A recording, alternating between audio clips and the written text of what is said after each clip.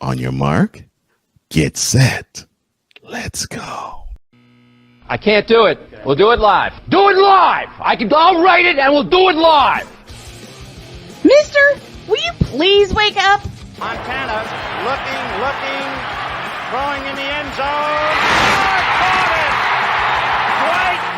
Palmero over the head of Jenks. Uribe charges, throws, out!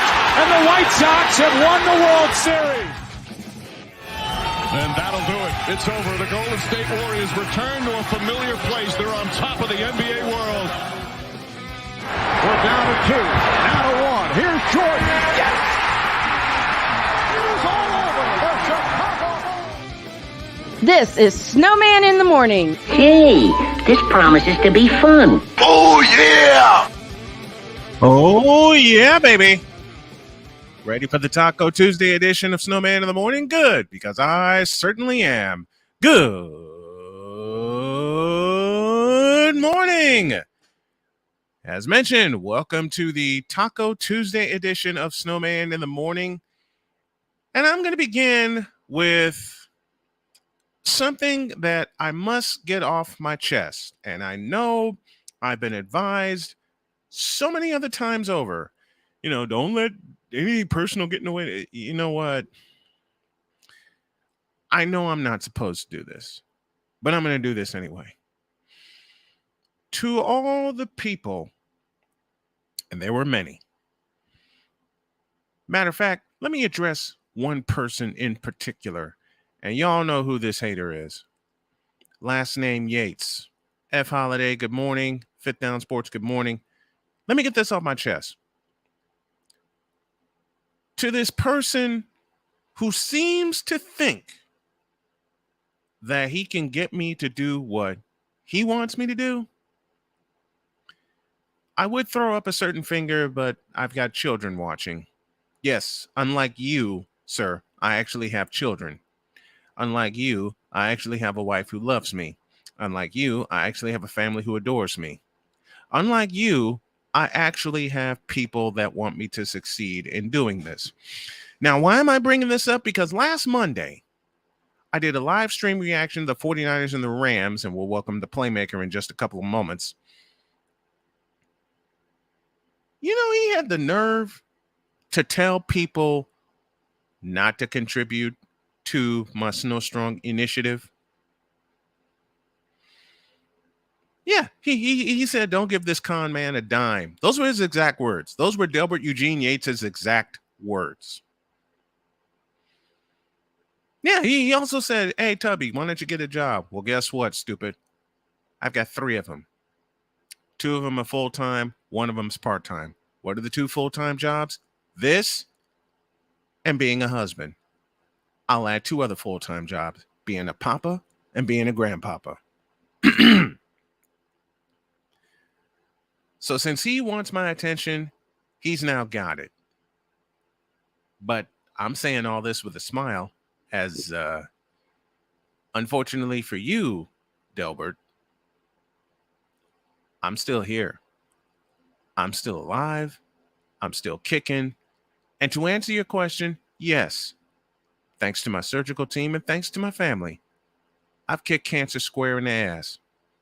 People actually like the truth, not the truth that you tell. Now that I got that off my chest, let's get busy.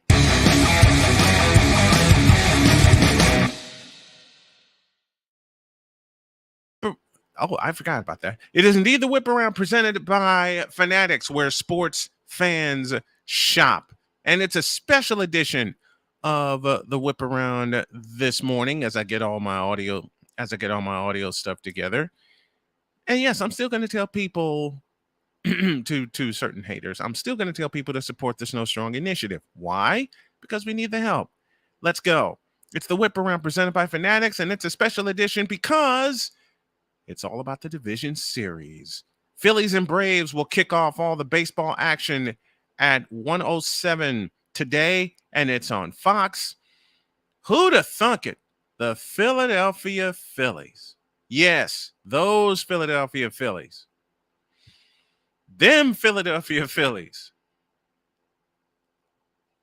knocked off Albert Pujols and the Cardinals, giving Albert Pujols, Yadier Molina, and Adam Wainwright a healthy farewell. But there's a series to be won here, and they go up against the defending world champion Atlanta Braves. Good luck to Philadelphia. That's going to be an interesting series. Here's the other interesting series that I'm going to take a look at as the playmaker now joins me. Good morning, sir. Good morning, Snowman. How you doing? I'm doing great. Got a lot off my chest, and now we're doing some baseball. Oh, and to a certain person, and I'm firing a lot of shots today, in case you haven't noticed, to a certain person that was the EP of my show that told me not to talk baseball, in your face. Mariners and Astros are going to be the most interesting series to watch because you have the defending American League champion, Houston Astros, and you have the wildest of the wild cards in the Seattle Mariners. And I'm bringing up Rick Rizzs toward the end of the show with our call of the day. Talk to me, playmaker. What do you think of this series? Mariners has been a great story. Very nice story. Hey, but no qualms for that. You are playing the Astros. And there's a reason why, despite how people feel about the Astros, the reason why the Astros still be top center. Oh, you already know. You already know. Do I need to tell you twice? Do I need to tell you twice? Matter of fact, it's a shame the EP ain't even here yet, because this Astros is always at the top of the league. Yeah, and I think they're going to stay that way. But I will say this. Do not be surprised if these wild card Mariners take them the distance. Because 2 games in Seattle with 47,000 people and one of my good buddies, Dave Sims, that I think will get some radio time I think he'll get some radio time this series. I've yet to talk to him, but I know the series starts today. Dude, what do you think? Which series do you think is going to be more interesting? This one or the one I previewed earlier with the Phillies and the Braves? Neither. Neat. Neither. Why? The Phillies, they don't play good defense in baseball. and you playing against This one of is the best true. defensive teams in the Atlanta Braves. And the And Braves are out so to how the hell missing. did they get past? Then how the hell did they get past the St. Louis Cardinals? And thank you to F Holiday for the quick cash app. I really appreciate you. Do you see the So amount of tell me runs how they put up? So tell me how the hell they got past the St. Louis Cardinals. Do you see the amount of runs they put up? The Cardinals ain't have a chance. No, they didn't. And Albert Pujols ran out of gas, as Drew Willingham talked about yesterday. They ain't have a chance. Now I will say this: if I had to pick one, it'd probably be the Phillies because that is another divisional rivalry. Yeah. And kudos to the world champion Braves, down 10.5 games. Didn't I tell you? And then look, I knew I'm sitting back. I picked the Braves to repeat. Listen, I picked the Braves to repeat as division champions at the top of the season. I was not buying into the New York Mets. I couldn't do it. I was sitting back, I'm like, I've seen this movie before. 2 years ago. I've seen this movie before. 3 years ago, I beg your pardon. 3 years ago. 3 years ago. They were in contention. The Mets were in contention to beat the hell out of everybody in the National League East. I nearly said American League East. But they couldn't do it. And then the Washington Nationals show up, and you know the rest. Moving on. Now this one. And I'm not calling them the Cleveland Guardians. I can't do it. I simply can't do it. I can't do it.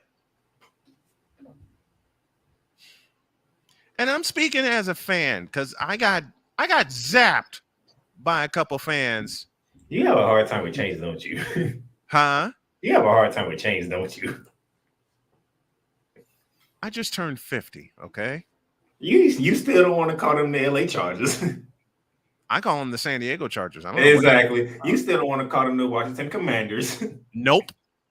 You can't even call Cleveland the Guardians. No. HELL, no. It's a lie. You can't accept it. Listen, I do it in fun. But I'm also a fan. And I knew what I grew up watching.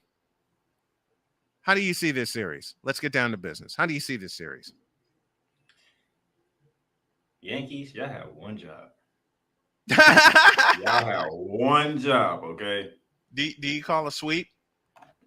I ain't gonna say a sweep, but look. I am. We have all this hoopla with y'all. And just got the But it's Cleveland. Why are you surprised? I mean, it's not. But it's Cleveland. My buddy Victor Locke said it best. But it's Cleveland. It's not even. It's just the Yankees and the Dodgers are similar. Yeah, no pitching. Oops, did I say that aloud? I wasn't going that far, but that is. I'm going that far. They get all the attention. What does Cole often say to me? These get off my lawn takes. These two teams, because I know you're gonna go through them next. I might as well get it out of the way at the same time. Yeah. These two teams, they always win the amount of games. They always in the postseason. And an inordinate amount of games. And you know what? You just waiting on it. Sound like a team in the NFL that I might get into. I'm not getting into all this week. Just wait. I wonder who that is. Just wait. We shall see if this is the year. The Yankees, you got one job. Yes. You haven't been far. Please execute that job. And welcome to those of you listening via Real Wise Radio and watching via BS3 television. And also welcome to those of you listening via our brand new SDM Sports Radio Network. Wanted to get that out of the way. And I got something special for you after we conclude our whip around, which we shall do right now with one final series. Here it is. Now, unlike the Yankees, they face another divisional rival in the Padres. Mm-hmm. And the Padres feeling pretty good about it. So despite getting destroyed in the regular season. Yeah, spanking the Mets. And the Mets should be, I agree with Drew Willingham. The Mets should be ashamed of themselves.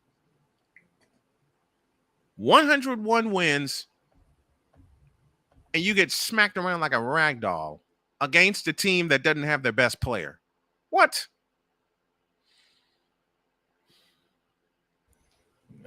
All right, Dodgers. All right. I don't care what you say. I'm picking the Padres. For the simplest of reasons, I don't like Dodgers. I don't either. I haven't liked them since 1988, and I'm speaking as a fan, because of Kirk Gibson. True. That's how I knew my Braves was going to win. Once we got past the Dodgers, I said, oh, we're going to win it now. We exercised the demons. The demons have been exercised. We can win it now. Well, that's an abbreviated version of today's whip around MLB style.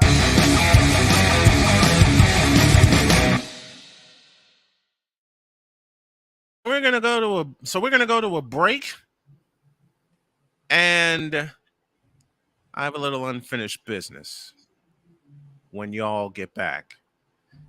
And trust me, the voice of Wise will be in my head. Oh no.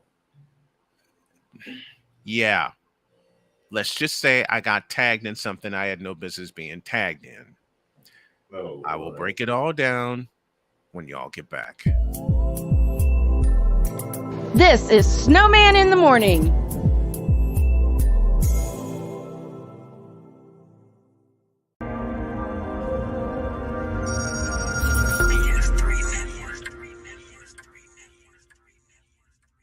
BS3 Network, changing the way you watch TV.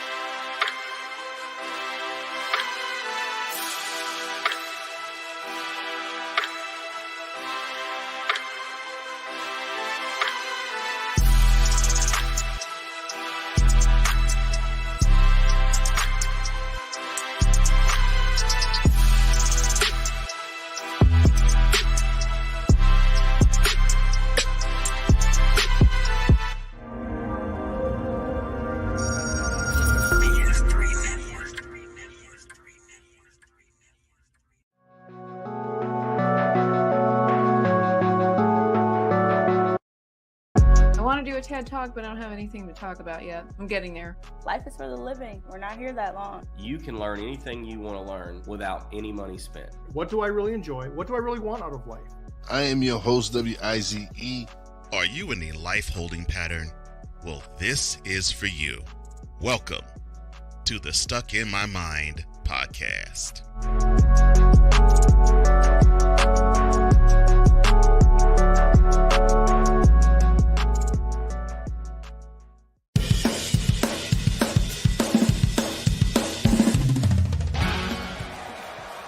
Steph Curry, Tim Anderson, Yordan Alvarez, and it's caught. Deebo Samuel with the catch. Michael Jordan can sense. The Fro just got the king. BS3 Network. The hottest of hot takes. The coldest of cold hard facts. This is Snowman in the Morning with Cole Johnson. Weekdays at 8 a.m. Eastern. Check your local listings for your viewing and listening pleasure.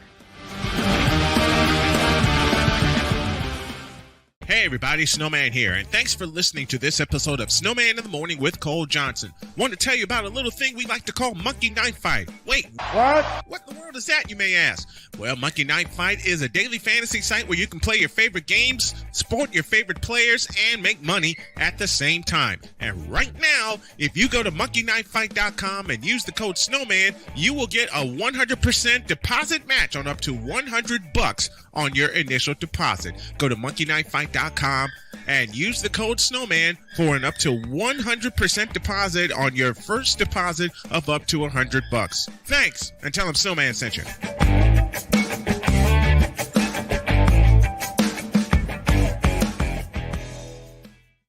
Mister, how do you operate this Twitter thing or this Instagram thing or whatever the heck? You're supposed to know all this stuff. Anyway, welcome back to the show. From a heated studio, official SIT Morn is where you can reach us on all of our social media, and we have a little bit of headline business.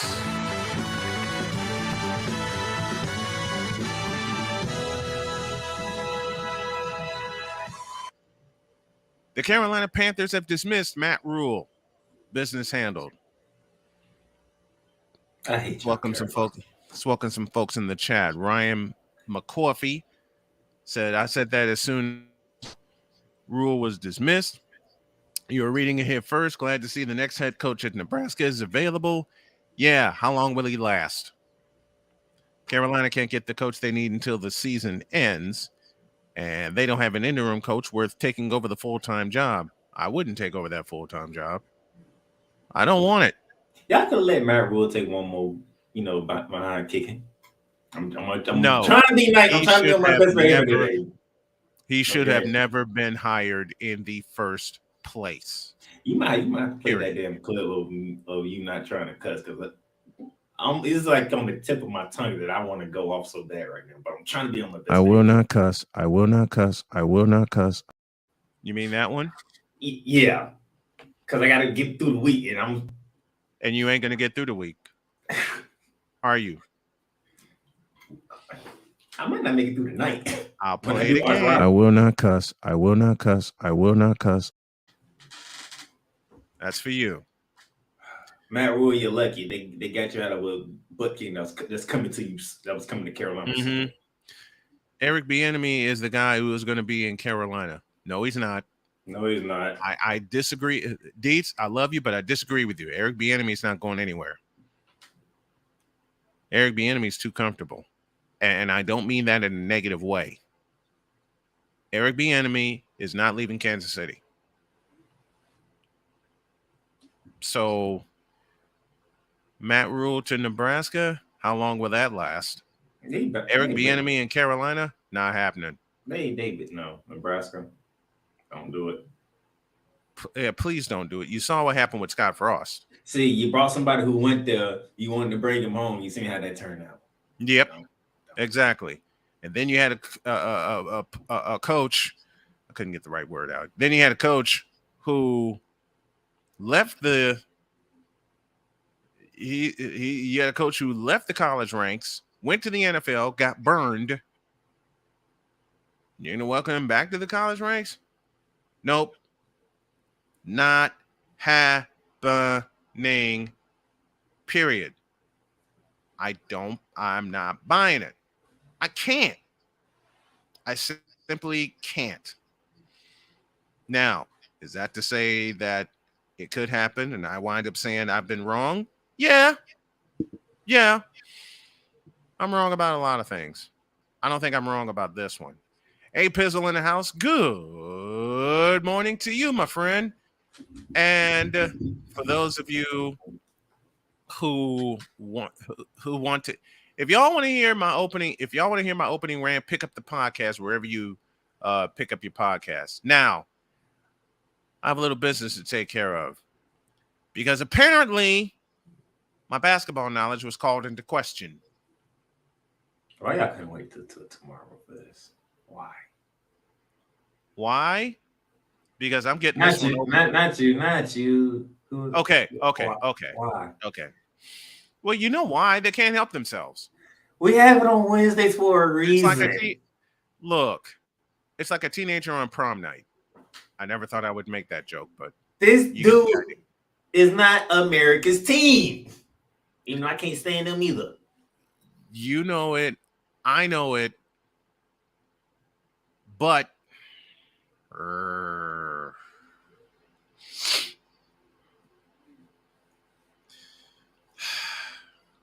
I tried. Listen, I tried to be nice. I tried. Lord have mercy. I tried. Do y'all be thinking before y'all do stuff? Because y'all They do this know on. Listen, next Playmaker. Tuesday is the start. Listen, Playmaker. They do this on purpose. I know they do it on purpose. And next Tuesday is going to be off the charts. You know it. I know it. I know they Next do it on Tuesday purpose. is going to be. Look, I'm going to be loaded with them on Tuesday and Wednesday of next week. You win, Cole. You're damn right. Oh, I just cussed. I'm sorry. Ah, he cussed before me. Ha. All right. Yeah, I don't know where Wise is on this one. I don't even think Wise can stop this one. I know. Even if Wise was here, I wouldn't stop. And this is why. In a world where partial greatness is celebrated and total greatness is shunned, there stands to be a figure on the lips of those who love him and those who hate him. The inane comparisons to Michael Jordan and Kobe Bryant continue and has existed since 2003. There is no end in sight, for the battle between those who unconditionally love and unconditionally hate him wages on. These are their stories. Welcome to the Bronzexual Confessions.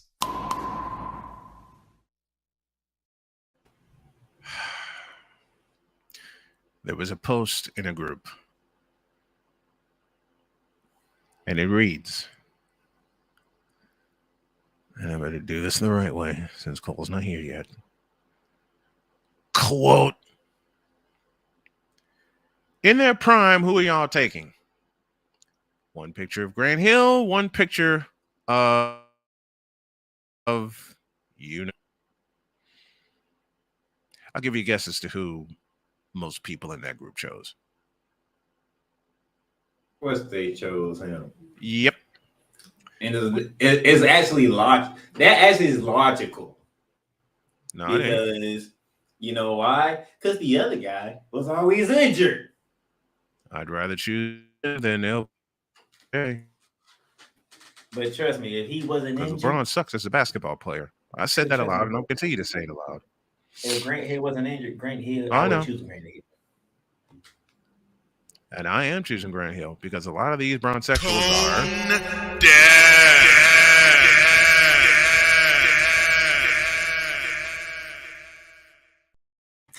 Here's the funny thing, though.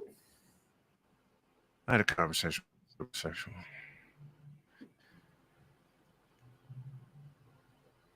And what prompted this conversation was a response that I made. My response was, let me get it right. Quote,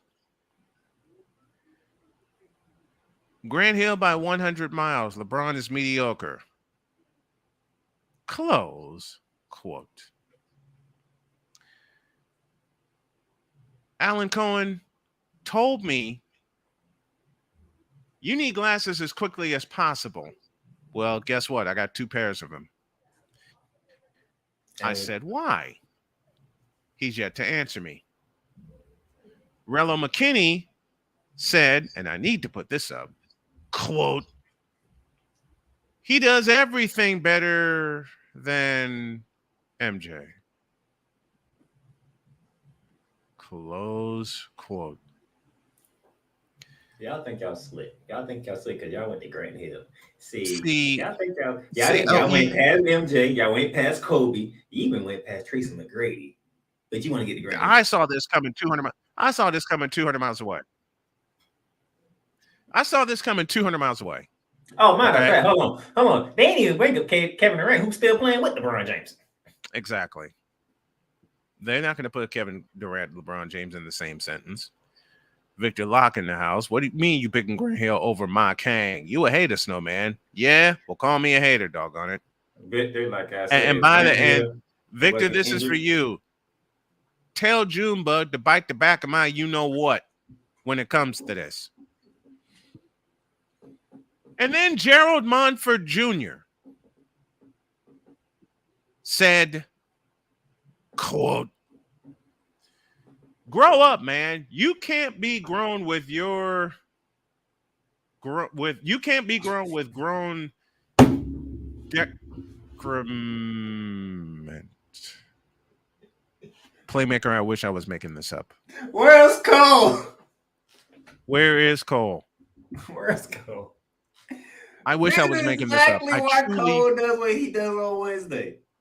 You couldn't even read the comic correctly because that's how they wrote it.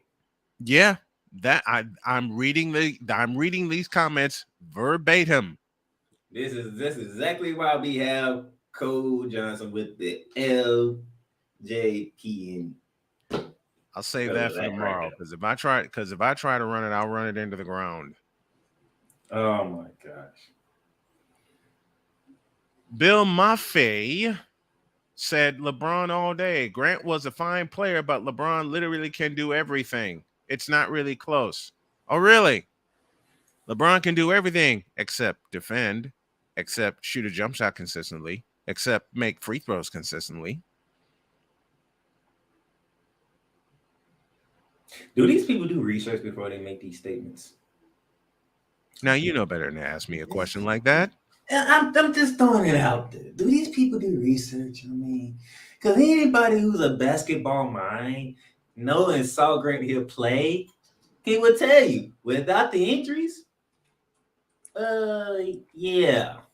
Because Grant Hill can damn sure shoot the ball. That's for damn sure. Yep. He was good at handling the ball too. Oh, he also played the post very well. And I was just going to say, and he had a post game. And that's from the years of.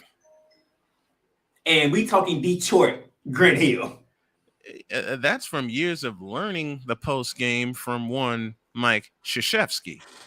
And I ain't even get to the Orlando. You don't have to.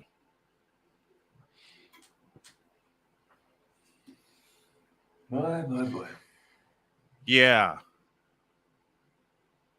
For the amount of people, Patrick Cardenas, for the amount of people that cry about us comparing LeBron James to Michael Jordan, these LeBron James fans should be crying right now about for this comparison. I agree. You can thank the media for that. And him. He the one chose 23 when he first came into the league. Mm-hmm. Who wore 23 before him? You can thank him and the national media for that. When you do stuff and you let the media get a hold of it, you know the media gonna run with it. Ask Kyler Murray. Yes. Ask Kyler Murray. Now let me address this particular bronzexual who told me to grow up. You need to grow up, sir. I've forgotten more basketball than you've attempted to watch. I've forgotten more basketball than you've attempted to study. I've forgotten more basketball than you've attempted to discern. And I think that's the word you were trying to tell me to you, who you were trying to use toward me, but you couldn't because you have no English. Matter of fact, can I get Samuel L. in here, please? Hey. Where is it? Oh, guess who's here? Good morning, sir. Yeah, good. Hey, your mic. The man who won Sunday. How you doing? Fine. Well, you're missing all the fun. You're missing all the fun. I think he missed it on purpose. Oh, no. No, he didn't. Because I'm still in the midst of it. Yeah, you are. I'm sorry. Because I hate when stupid people try to act smart, which explains 3/4 of these blankety blank on bronzexuals. Lord. Oh, good Lord. Don't worry, I walked into it too. I will answer your question. Thank you, Vic. Thank you, Andrew. Thank you, Playmaker. Oh my gosh. Cole, I will answer your question right now. There was a post of one Grant Hill and one you know who, and the question was, in their prime, who y'all taking? And by the way, Sean Ingram, who wrote this post, didn't even put a question at the end of the thing. Ladies and gentlemen, Mr. Cole Sports with a Z. Absolutely. Thank you, Andrew. With a Z. Thank you, brother. Oh my gosh. You might as well send that post to Cole so he can go ahead and get ready for tomorrow because I can see this going. I can see it right now. Way ahead of you, brother. I already see it. Way ahead of you, brother. Way ahead of you. Oh my gosh. He tried to read one of the comments and it's exactly what you do on Wednesday. I'm like, this is exactly why he does it. Listen, you know how we have fun, Cole, with these people that can't speak English at all? Yes. I will read to you the quote that spurred all this on. Oh, good Lord. Okay, so all right, so it is quote. Brian Snow, grow up, man. You can't be grown with grown decrement. Close quote. Was he trying to say excrement? I want to take a wild guess and say the word he wanted to use was discernment. Oh, no. You're not gonna find that word in none of their dictionaries. I know. Listen, we're talking about folks that think they know. Samuel, and they don't know Jack. Can I guess? Yes. Where's Samuel? I need Samuel right now. Yes, Samuel is here. English, do you speak it? Yes. Play it again. Please do. English, do you speak it? One more time for those of us in the cheap seats at the Spectre in Philadelphia. English, do you speak it? Because these people don't. Oh my gosh. These people do not.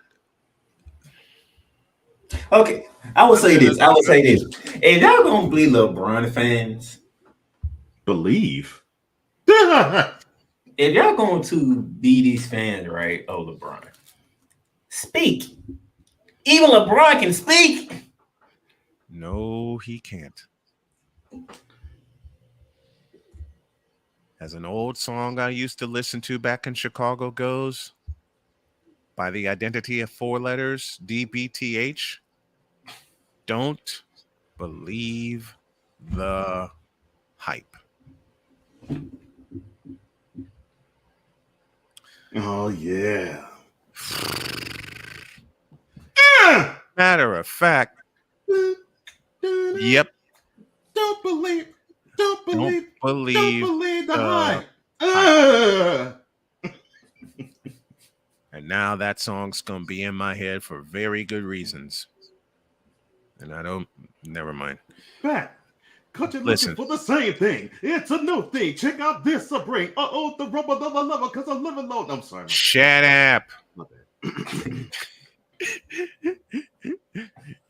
Say Diggy says, good morning, Victor. And do we need to involve Mr. Sharp? No, we know LeBum is a frequent patron of the VIP lounge. Shay Lounge. Oh God.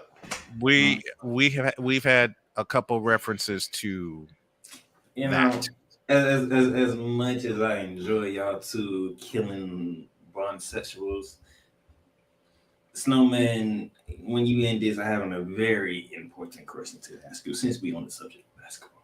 A very important question. A very important question. Then you may as well throw it at me right now. Because we always talk about LeBron got this stimulus package, right? A big one. That person that was involved with that stimulus package, What is his future with this current team right now? Because he's staying. I will answer your question right now. He's staying put, and that's that. Don't believe the hype. Don't believe what you're looking at. Because, and I know Cole wanted me to comment on this, so I may as well mix it in right now. Golden State got correctly pissed about the correct thing, which is how TMZ got the video in the first place. I already said my piece on it, so yeah, please go ahead. Yeah. They got pissed about the right thing. Familiar, don't it? They got pissed about the right thing. So TMZ, somebody leaked the video to TMZ. Yep. Mm-hmm. And we still waiting on to find out who in their right freaking mind leaked out this something internal and make it external. And as I said, I smell organizational leak. Sounds like toasting to me. I smell an organizational rat. That's what I mean. That's what I mean. Exactly. I smell an organizational rat. Yeah. But let me close this out to Rello McKinney, and yes, that's his actual name. To Gerald Monfort Jr. His name itself don't even deserve to be talked about. His name itself disqualifies it. I know. Calling these idiots out is hilarious. To Bill Maffei, to Johnny Moore, to Roosevelt Coleman, who says, of course, the Braun haters will say Grant Hill. First of all, this ain't hatred. This is just us speaking facts. And tomorrow on the LJPN, there's going to be more fun with this. Now, as I say very, very eloquently, get out of my face, you thirsty heifers. In a world where logic and sense flies completely out the window, while purple and yellow glasses are donned, rises a figure who encourages ridiculous, undying loyalty.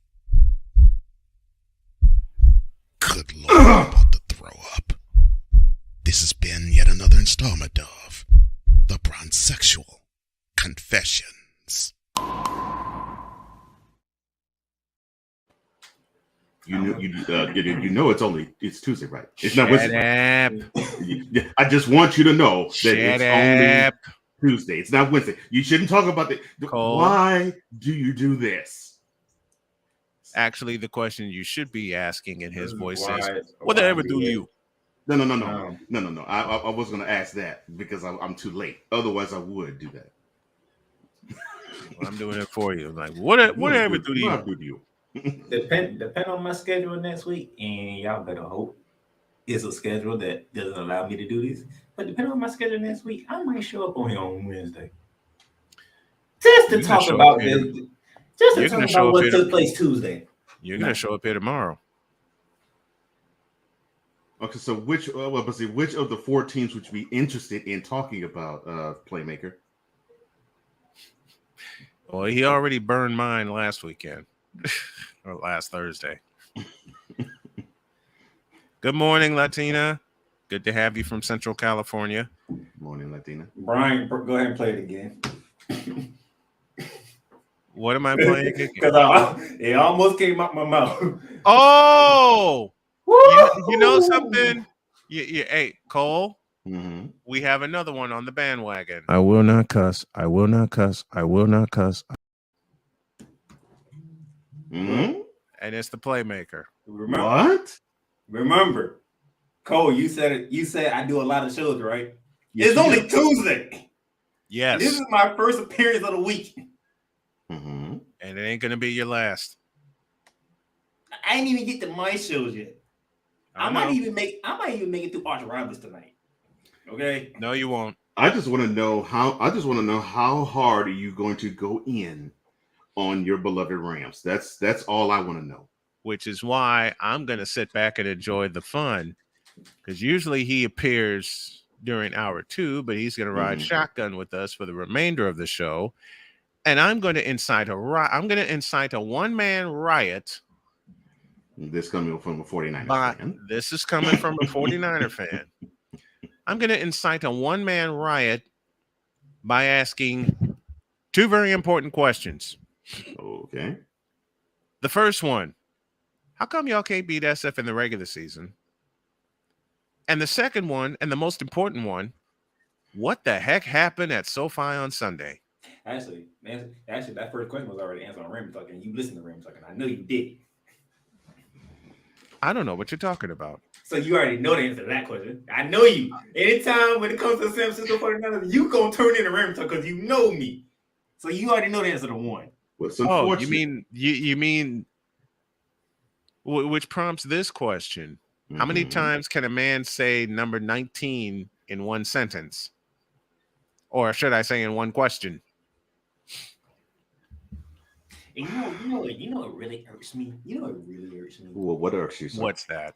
He didn't even do it to the Carolina Panthers Sunday. No, because they got George Kittle involved early. Yeah, but I said they didn't need him. Yeah, I was about to say they didn't need Debo, even though Debo caught a fastball from Jimmy G. Oh yeah, he did his thing, but they didn't need him to produce the way he did. But definitely against the Rams. But when he see that blue and yellow, all I know, I believe the stat that was thrown out by the Monday Night Football crew. 4 consecutive years, Debo's had at least 100-yard game against the Rams. All I know. Casual highlights. How come we never see that man's face? Is that a signature? Oh, no. Al, you wrong. You wrong, Al. You feeling yourself because the Chiefs eked up one at Arrowhead last night, aren't you? And I'm gonna get to them. I'm gonna get to them too. So am I. I'm gonna get to them. We'll get to Chiefs Raiders at the top of hour 2, but I want to give Playmaker the floor. Yeah, because and before you give him the floor, I want him to answer this question for me as well. And that is. And please understand, and I'm not trying to be disrespectful in the way I'm saying this, but I just got to say it raw. Please. Why are the Rams so finesse? Can I put it in a better form of rawness? Okay. Why don't the Rams run the football more? No, forget that. Why do they get the ball run on them? Because their defensive line is porous, as proven the last 2 weeks, as proven opening week. Because what sucks to me about the Rams, and I'm just saying this just being blunt. If you could be physical with them, you could take them out the game. Mm-hmm. And what helped them out last year was they actually had the ability for Down to play the role that you normally have a defensive tackle play, and you had a pass rusher. Yep. So Down didn't have to do 2 jobs at once. And I've had a lot of Rams fans, not Playmaker, but I've had a lot of Rams fans look at me and say, well, Aaron Donald's the best pass rusher we got. I said, but the point is, you do not split him out wide. He's supposed to eat up holes. That is his job. He's supposed to eat up holes and toss offensive linemen out the club. It's an added benefit that he gets sacks too. But you're not supposed to have him be your best run stopper and your best pass rusher too, because that means someone else is not doing their job. Here's the thing. If Tony Pollard doesn't bust that one open, we having a different conversation. Mm-hmm. But because outside of that, him and LA didn't really do that much damage in the run game. Well, even sans that run, which was a pretty good run by Pollard, by the way. Mm-hmm. You had some runs that gassed a bit. I mean, if you take away that 58-yard run, you look at Pollard's stat, he broke a couple in there, but it wasn't really game. It wasn't really the game changer. Now the simple fact that my quarterback fumbled the damn ball. You cussed. No, I always say that. That's a normal word. I know. And he got returned back from a touchdown. Doesn't help. By the way, that's 14 points right there. By the way, Playmaker, The name you were looking to pronounce last week was Talanoa Hufanga. I want to try that. That's why I call him Double T. I know. And yes, I did. And yes, I did listen to the episode last Thursday. I know you did. I know. See, this is what Braun Strowman should do. If you know you can't say a word, abbreviate it. If you can't say a name, abbreviate it. People know who you talking about. See, I say I'm calling Double T. I ain't even finna try it. Mm-hmm. It's. Can we get Samuel L again, please? All Can we get Samuel again? English. Do you speak it? You got to know your limit. You got to know where your limit at. Wait a minute. And he revealed that strictly on a Wednesday. Cole revealed that strictly on a Wednesday because I'm being nice when I say this. 3/4 of these bronzexuals can't speak English nor type it. You sure can't. You might not even think it. I don't understand it. I don't understand them sometimes. All right, getting back on track.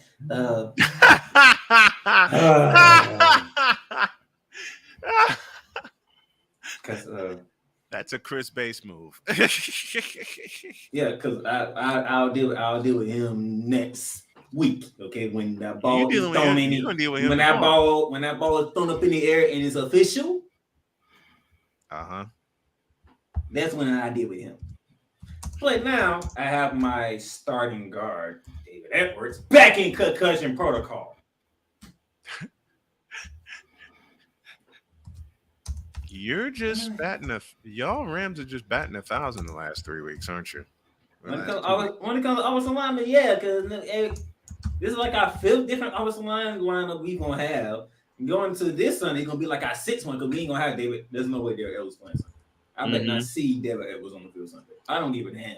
I got a question, and it goes like this. All right. After the win against Atlanta, where were you thinking seeing San Francisco next on the docket? Playmaker. You want to know the honest truth? Yes. I knew we were losing that game. Oh, good Lord. If you don't remember my preseason, I said in the preseason we were going to lose that game. Oh, Lord, really? Wait, what happened? When I did my preseason, I said we're going to lose Monday night to San Fran because you know why? That's the first meeting since the NFC Championship game. Which team going to be more mad at? I think going to be San Fran, even though they beat us 6 straight. But that NFC Championship holds more weight. And it's in Santa Clara. Yeah, I know what's coming. Well, of course it holds more weight. But that game matters more. Yeah. But the week of, and I will be honest, it was an emotional pick. I went with the Rams, and plus y'all lost Trent Williams. I'm like, okay, they lost their best offensive tackle. We might have a chance on this one here. And what happened? And they did not get the Jimmy Garoppolo that one time.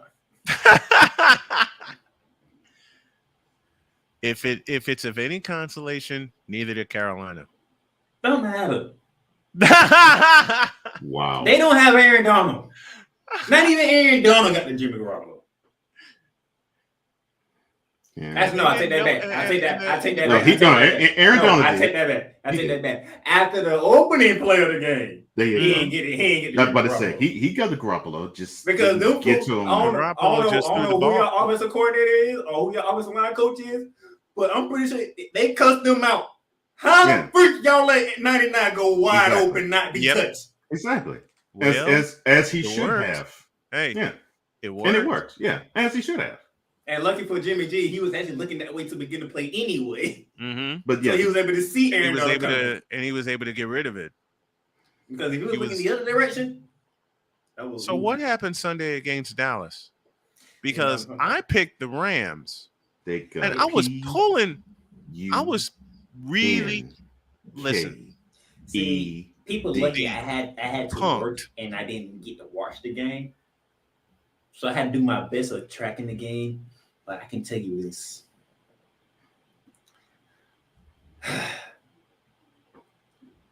All this hype. And Snowman would take us. I said it last week.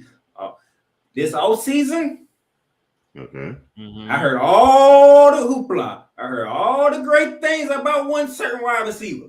Where is he at? What, Odell Beckham Jr.? No. Are you referring to CeeDee Lamb? No. And which is crazy because he didn't even do nothing. No, he didn't. but this to me should ring out alarm bells to Rams fan. Mm-hmm. You hold. Oh no, trust me. You hold Cooper Rush to 10 of 16 for 102 yards with no touchdowns, and you got punked. But you still lost by double digits. And you got punked by a team barely able to score 22 points. 22 points. That to me is alarming. You lose by double digits, but you hold the QB to just over 100 yards passing. You know why? But when your defense put up 6 points, that helps.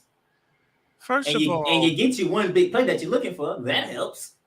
But see, that's the thing. First of all, that's the thing. It's a team-wide failure. That's why I addressed it that way. First of all, who the hell is Cooper Rush? Oh, the guy that's 5-0. Cooper Rush. Oh, he to many a Cowboys fan. He's their new franchise quarterback. Who in the Vita Blue, yellow-bellied, red-blooded hell is Cooper Rush? Cooper Rush, number 10. He is. I remember him at Central Michigan, and that's all I remember of him. Well, now he is the new franchise quarterback for the Dallas Cowboys. He's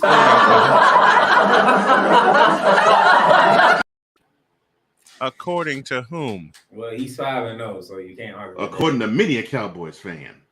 Oh dear Lord, you got to be kidding me! I wish they actually think they. I wish it was. You got many of these fools who actually say. And you said the correct term. Yeah, FOLLS. Yeah, FOLLS. Yes. There are many fools. They say, "quote." Well, if Cooper keeps doing this, Dak should never start again. Close quote. I'm just waiting for the opportunity for him to put forth one of these sticker games that a backup quarterback puts up, because every NFL quarterback, no matter if you're a starter or a backup, puts up stinker of numbers. Has a clunker. They have a clunker. I'm waiting for this clunker, and then I want to hear them after that say, "Fly like an eagle." What are you singing and dancing to? He's singing the Steve Miller Band's "Fly Like an Eagle." Time keeps on slipping into the future. Here's the. So let me get this straight. The 49ers scored 24 points against the Rams. They're great. Cowboys scored 22 points against the same Rams team. That's garbage. That's a Cowboy fan talking to you. You know, and I'm is that Chris? Yes, yeah, it is. It is. Chris. Deets, I'll say this for you. Both them games, the Rams look like garbage. Chris. Because unfortunately, they put up 9 against the 49ers and 10 against the Cowboys. Chris. I'm trying to listen to me very closely, okay? Uh-oh. I know what I'm getting from the 49ers. It's the same formula. The reason why they beat us 7 straight. It's the same formula. That formula has never changed. That's why people don't want to see the 49ers when it comes to postseason. The devil you know versus the devil you don't. Mm-hmm. Okay? When it comes to the postseason, you don't want to see the 49ers because you know what's coming your way and you can't stop it. They're too physical. Yeah. And not just the Rams. They're too physical for just about any team. Cole, take us to hour 2. I'll be right back. Okay. Keep cooking, playmaker. As far as the Cowboys, and this one I got from the man himself. Let's face it. Y'all accident ready to happen. Like I tell every Cowboy fan, y'all enjoy this one. Because wait, I'm just like Stephen A. Smith. I'm being patient. I'm going to be patient. Because when it's time, it's coming down. Oh, Lord. It's coming down. Be patient. Just wait. Just wait. Be patient. They will not be patient. They will not let you down. They are an accident waiting. Will go wrong. What can go wrong will go, Lord. Why? And you know what's gonna happen? And this is why Jerry Jones said what he said, because I think Jerry Jones knows what's gonna happen. As soon as Dak get back, you know what's gonna happen. They're not gonna look like this. Of course they're not. They're gonna change their offensive scheme. They're not gonna look like this. This is the problem that I have with the Cowboys. So I've been for the longest saying you have a franchise quarterback now who his best weapon is play action, which means that you got to run the ball more. They want him to throw the ball 40 times a game. I don't care if you're Tom Brady. You throw the ball 40 times a game, chances are you're not going to win that game. You're going to lose more than you win. Throwing that many times, having your quarterback drop back that many times, that volume. Because are you listening, Sean? There's 40 throws. Guaranteed, there's about 4 or 5 of those dropbacks or sacks. So I find this to be idiotic. So they want to throw with Dak, but then all of a sudden they realize, oh, we got to scale back the playbook and run the ball because we got to protect our defense with Cooper Rush. And they're undefeated ever since he's been the starter. What an absolute shock. What an absolute shock. The fall's coming. The fall's coming. And look, I'm not saying this as a Cowboys fan because I'm not a Cowboys fan at all. But I know this is a regular season, but this is October, so we're starting to get into some of these games are going to count more than they should. And this one might come back to bite the Rams because if they happen to tie, the Cowboys will now hold the tiebreaker advantage over the Rams. Should it be like a wild card spot that's in the offing? The issue that I have with the Rams is that they need to have a pass rusher whose name is not Aaron Donald. And I think if they were to have one, I think a lot of the issues will go away. And of course, another would be commit to at least carrying the ball 25 times in a game. Can I get 25 carries out of the Rams? Can I get a healthy old line? Even if the line isn't healthy, just give me 25 carries. Heck, if you give me 25 carries for 40 yards, just give me 25 carries because I'm sick of seeing Stafford dropping back every game 50 times. Because if that line is porous, why are you having your quarterback drop back that many times who now is in the twilight of his career and he's going to get the hammer dropped on him? Ask the Bills. Ask the 49ers. Ask the Cowboys. By the way, there's a guy who used to play for the Jacksonville Jaguars. Did very well when he was there. Then he went to Chicago. He was their number one receiver. Put up the same numbers when he was with Jacksonville, surprisingly, despite all the cutbacks he had to go through in that town. And yet, I don't hear his name. I heard his name during the offseason, but I don't hear his name. I don't see his name on the stat sheet as I thought I would. Where's Allen Robinson? I thought he caught a pass yesterday to Sunday. One pass.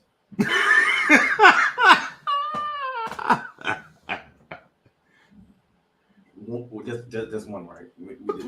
There's one. But there wasn't Allen Robinson sighting on Sunday. I mean, no. When there's like Allen Robinson sighting, that means Allen Robinson is being Allen Robinson. Oh, if I remember correctly, didn't a lot of aficionados, I'm losing out of words, even they use this, was happy that Allen Robinson went to the Rams? Well, they were happy that he was going there simply because they thought, okay, well, we see the production he gave the Bears, and they were losing Robert Woods to Tennessee, so they figured, okay, well, there might be an adequate number 2 to go along with Kupp, but it looks like Stafford ain't even coming close to looking his direction.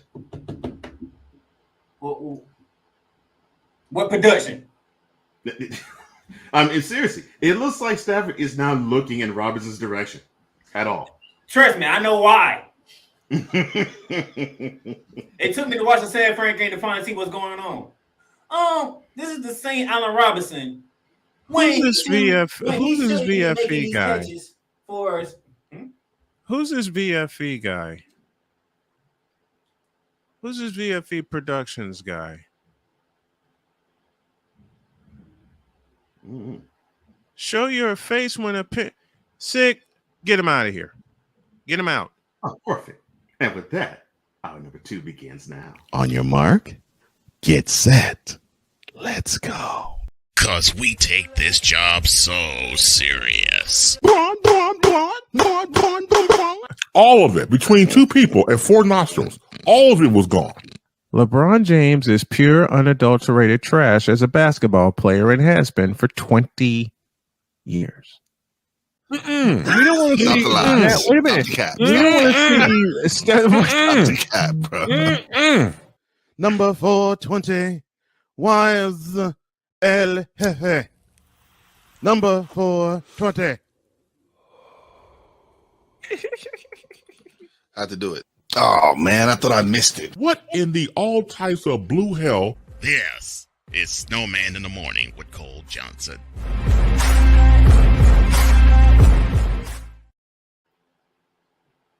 Thank you, moderators on the chat. Welcome to hour number 2 of Snowman in the Morning with Cole Johnson. I am Cole Johnson, joined by my partner, Brian Snow, and also joined at this hour, as he does every time around this time, but he's joined us earlier even, is the one, the only Daryl Solins, a.k.a. the Playmaker. Okay, I'm going to say this once and for all. To all my moderators, as the channel is growing, as the numbers are growing, and we appreciate you guys tuning in, but I'm not going to have anybody desecrate anybody that we bring on this program, period. Yeah, a guest or a host. That shouldn't. Who we bring on is our business. How they appear is our business. Do we need to talk to them when we need to? Do we talk to them when we need to talk to them? Yes, but we handle it in-house. Okay?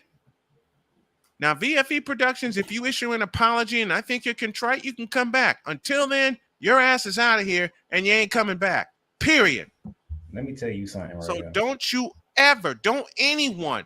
And I am so riled up now that I had to step away. I had to check on my beautiful wife because she has been ill since Sunday. All right? And I see that. No, I'm not having it. I'm not having it. And you want to talk about professionalism? You want to talk about professionalism? Hey, VFE Productions, where's your professionalism to at least just honor the people that we have on the program? Let me tell him something. Where's your professionalism that you would desecrate our guest who's riding shotgun with us this morning? And deserves everybody's respect. And deserves everyone's respect. Including ours. And gets ours. And gets it. In fact, he's about to get it now. Sir, what do you have to say? Look here. I've been doing this for 4 years, okay? And even though people make fun of me because I don't show my face, they respect me because they know what I bring to this business. All right? So you want to take a shot at me? Please find me. Because I don't back down for nobody. Nor do we. Amen, brother. Amen, That's brother. why I opened the show this morning. And Cole, you missed I dropped some fireworks this morning. Okay, because I called a hater out by name. I called a hater out by name, Delbert Eugene Yates Jr. Yeah, I called him out. And I'm going to continue to call him out because if that some bitch has the nerve, and yes, I'm cussing, and I apologize for that. If that SOB has the nerve to call me out for not having a job, in which I have 4 of them. Screw him. Man, you shouldn't even waste your breath and time on idiots like him. I know that. And you told me that, and people have told me that. But you know something? This morning, I was so riled up, I figure I'm going to get it off my chest and be done. And now this VFE character, Drew, what you missed, we'll explain after the break, but I can give you a good visual of what just happened.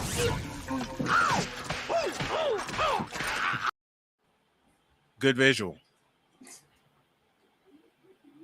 But again, to all the folks in the chat, we love you. But if you're gonna come into our chat, respect and raise comes and on with the show. and want to talk about being professional and raise the kind of hell that VFE production was trying to raise, we're not having it. Your ass is booted and your ass is blocked. Respect everybody that comes on this show, no matter what they look like, he or she, no matter what they bring to the table, he or she. Because you're talking to three everybody people. Is deserving of respect on this platform. Everybody. Because you're talking to three people that have been in this business a combined 40 plus years. Mm-hmm. Okay? It doesn't matter if it's 4 years or 40. You're talking to three people that have been in this business longer than you probably have been alive. Okay? So when you decide to be contrite and when you decide to actually show some respect to the people that we have on this program, maybe my moderators will let you back in. Until then, get the hell out and stay out. And the funny thing is, I do 8 shows a week, just like this. And how do I get to 8 shows? Exactly. Hard work, baby, and people loving what you bring. That's how you do it. We love what you bring. That's why you have a standing segment with us every Tuesday. That's why that's why when you say I want to ride shotgun all day, it's not even a question. And you've heard me say to you, sir, to your face, and in the chat, you're one of my favorite. You're one of my favorite content creators, and you're one of the hardest working creators that I know. Because I can't even name all the shows you do, man. Nor can I. And all respect due to you, man. And people who want to throw shade on you, screw them. Hey, that means I'm doing my job. Exactly. And that means we're doing our job. 100 playmaker. Does it take a lot for me to get riled up lately? Yes. But at the same time, when the same damn people decide to throw shade at either myself, my show's family, or my family, you lit me up. And I lit his up this morning. Okay? I appreciate that. Not a problem. Not a problem. You're a brother. You deserve that, man. You are a brother of this show. You're a brother of us. Forget the show. You're a brother of us. You deserve. And we protect our own. You deserve that at the least, my brother. At the least. But I would say now that I'm fired, now I'm getting to it. Now he got me. I need to get back on track here. Because there's a certain penalty that's being called. I came back and I saw that, and I'm defending the people that I have on and the people that are and the people that are in the chat. Do me a favor, folks. We're trying to reach a daily $500 goal. You can support us via Cash App and via Patreon. The Cash App tag you need is $Tallman Dr. K50. Playmaker, it's yours. But explain to me what roughing the passer is. Oh God. Okay. Roughing the passer. I've had that question since 2000. I've had that question A for a long time, and B especially since the 2018 AFC Championship game. Okay, roughing the passer should be whenever a quarterback has released the pass and the defender has taken more than one step after the pass is released to hit him. i.e. Tim Martin or McMahon. Right. And that has happened. That is roughing the passer. Anything else, it would be a different type of penalty if it is a penalty. Mm-hmm. Or roughing the passer, it has almost always been, and it's always been to me, when the quarterback has released the pass and the defender has taken 2 or more steps after the pass has been thrown to strike the quarterback. That's automatic 15. So what happened with Grady Jarrett? That was a bunch of crap. That's all I gotta say. That was a bunch of crap. Because you have defensive line coaches, defensive coordinators, and head coaches who are defensive-minded people who teach their big guys, all defenders really, but teach their big guys to do that spin torque to bring a quarterback down. Wrap them around the waist, do a spin torque, so it would be difficult for the quarterback to release the ball or to get away. But that was considered. Oh, and who's Grady Jarrett? You all asked. Well, he's the defensive lineman for the Atlanta Falcons, and in the game against the Bucs on Sunday, on a third and I forgot how much, He sacked Tom Brady, but got penalized for a roughing the passer call when he correctly and technique solid brought Brady down. So what happened with Chris Jones last night? And that is even worse. Strip, sack, fumble, recovery before Carr hits the ground. And that is a roughing the passer penalty. Look, I get that. Okay. I got one more. I got one more. Go ahead. So when Patrick Mahomes got sacked, the same fashion Greg Jerry sacked Tom Brady, did we get a roughing the passer call on that one? Oh, was it just a play on? It's playing like it should have been. Because it's a sack. Yep. It's a sack. It's a sack. It's a sack. It's a. And there's no malice. There was no malice done.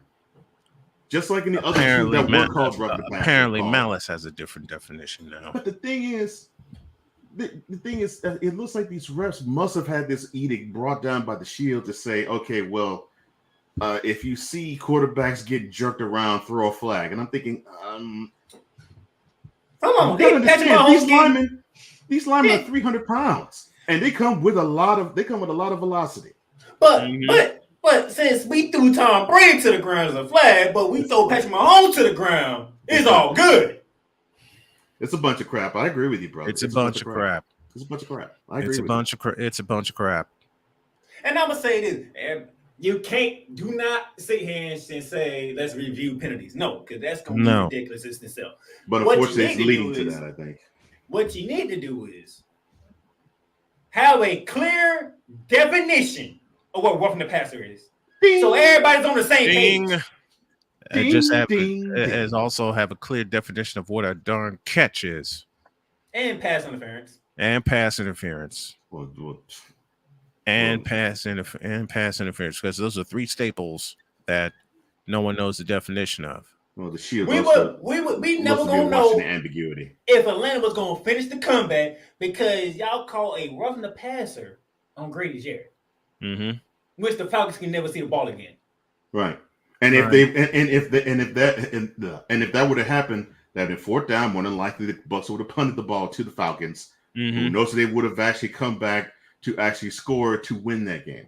Yeah. And NFL lucky Patrick Mahomes is that dude. Yep. Because if anything else would have happened in that game, all hell would have broke loose in Kansas City. It just about did at halftime. Yeah, they made a 59. They made a 59-yard field goal that kind of helped simmer this stuff down. It simmered it down, but Arrowhead faithful was still tossing stuff at the Raiders. They were still tossing stuff at the Raiders going in the locker room at halftime. Do you blame them? Do I blame them? Heck no, because Chris Jones got jobbed of doing his job. Mm-hmm. Do you know how much these defensive linemen they get amped up to do a strip sack, a fumble, and a recovery all in one play? Which is what should have been called. I'm so blown away angry by the fact that Jones had possession of the ball before Carr hit the ground, which means Carr is no longer a quarterback. Mm-hmm. I'll tell you a play in the 2013 NFC Championship that changed the game. I'll tell you two plays that changed the game around. When we're talking about a strip sack, Navarro Bowman of the 49ers broke his leg, snatched the ball from Russell Wilson on the damn goal line, and they awarded the ball back to Seattle. On the goal line. Score at that time, 10-3 49ers. Let me answer a question. Latina's asking, who is Dr. K? Dr. K is my beautiful wife. That's the nickname I gave her. No man's better half. Yep. What's the other play? Yeah, what's the other play that's on your mind, man? Uh-oh. No, he's not. No, we didn't lose him. He's just trying to figure out the words to use. I was asking you what was the other play that you was referring to in that game. Oh, fourth quarter, same game, 17-13 San Francisco. This is the last game of that year, right? Yeah, NFC Championship. Oh, NFC Championship game. Okay. NFC Championship, 17-13 49ers. Tell me how on a fourth down, Seattle gets an extra minute to run a play in what should have been a delay of game. And they scored a touchdown on that play, right? On a 4th and 5. If I remember correct, I think Todd Lucky went deep on that play. Yeah. Yeah. The clock went to 2-0, and I think this was Fox. The play clock ran out. Yeah, play clock went to 2-0. The play clock ran out. I think the way Buck, Aikman, and I forgot the guy's name who was the official that I should say that acts as an official, but it's actually in the booth to clarify. I think he actually said something to the effect of, well, okay, yes, when you see the clock goes to 2 zeros, normally the ref sees the 2 zeros, then they look at the quarterback, and then they see if the ball is snapped. But the ball is snapped even after the clock goes to 2 zeros, they let the play go. That's how they described it. But I think it's unfair, though, because it is – yeah, I know. I think it's unfair, though, because if you're going to judge by the clock, basically you should have a referee look at the clock, and as soon as it's 2 zeros and he sees that the ball isn't snapped, you hit the whistle right then and there. And that brings to mind this play. Anybody remember the play before Justin Tucker's miracle field goal in Detroit? Yes, I do. That snap was 7 seconds after the play clock went dead. And Baltimore was on the road. Yeah, Yep. This was Detroit, yeah. 7 seconds after the play clock went dead. What home field advantage? That's messed up. Because you hear Greg Gumbel saying play clock down to 3, 2, 1. Everybody saw that, watched the game, saw on the screen the play clock went dead. Because I always had issues with that. There was, I think it was like 2012 divisional round game. Ravens. This was when the Ravens had their run to get their championship the second time. And so they were in Nashville, and this is like the fourth quarter. I think the Titans were up by a point, and the play clock was at 0, and you actually could count 1,000, 2,000, 3, 1,000. Then the snap. I mean, and when I'm counting 1,000, 2, 1,000, 3, 1,000, it goes to 0. It's like 3, 2, 1. It starts to be 0, 1,000, 2, 1,000, 3, 1,000. Ball is snapped.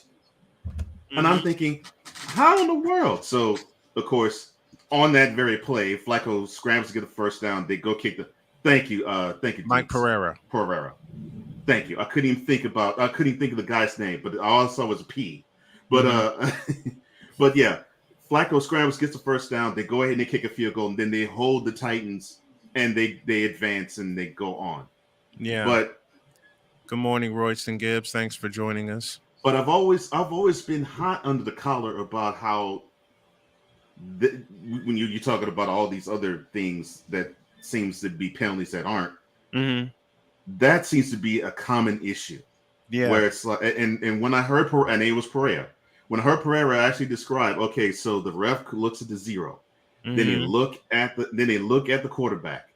If the quarterback as soon as the referee looks at the quarterback and the ball doesn't get snapped right then and there, and they delay then they whistle the flag.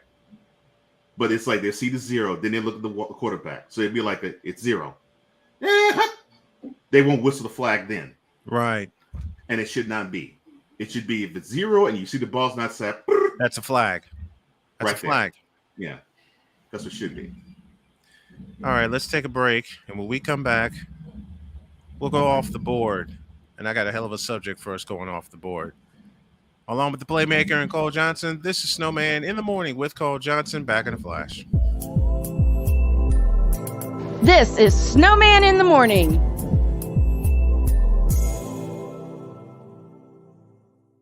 Discouragement, sorrow, distance.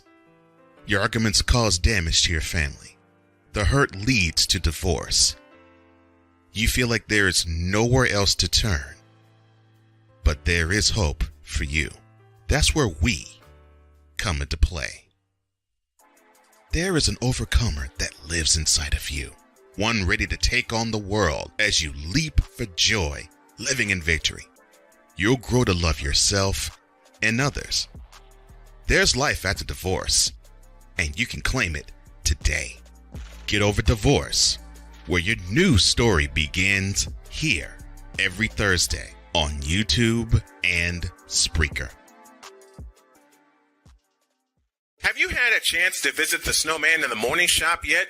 You haven't? Then what are you waiting for? Go to officialsitmorn.com, check out the shop when you type in the word shop, and you'll see things like, a coffee mug that's available, a sweatshirt, a t-shirt, and a whole lot more. And while you're buying items from the Snowman in the Morning shop, you can support the Snow Strong Carolina mission. We got a lot to do and a short time to get there. Go to officialsitmorn.com/shop, check out all of the gear, and wear the same gear that the crew wears. And when you're doing that, tell them Snowman sent you.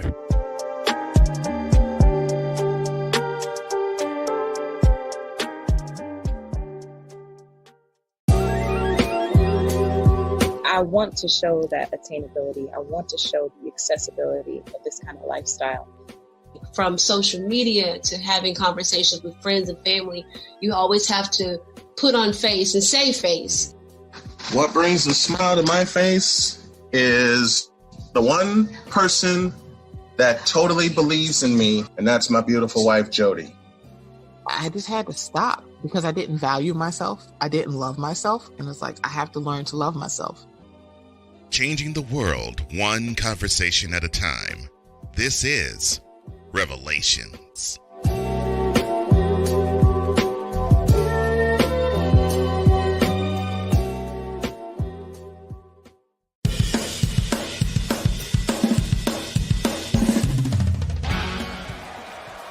Steph Curry. Tim Anderson. Yordan Alvarez. And it's caught.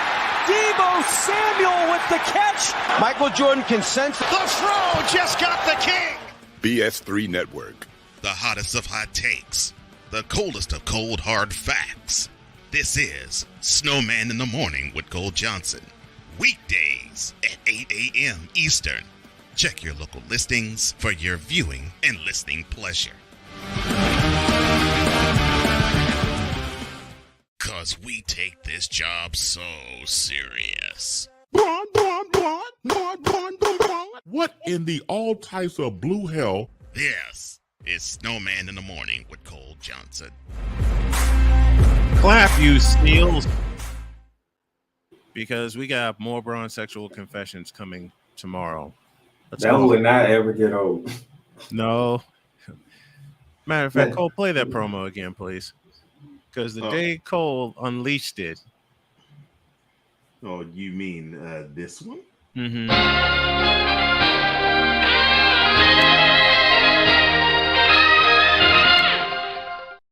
No, the one with the seal. Oh, that one.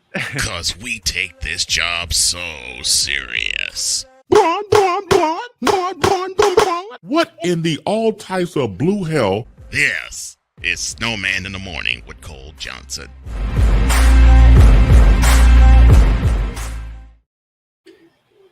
We play that 4 times when I unveiled. Yes.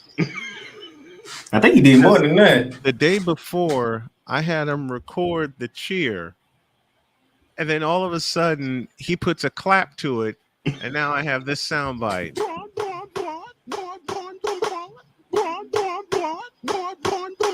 And actually, when he recorded it, it was a little faster. The speed was a little faster.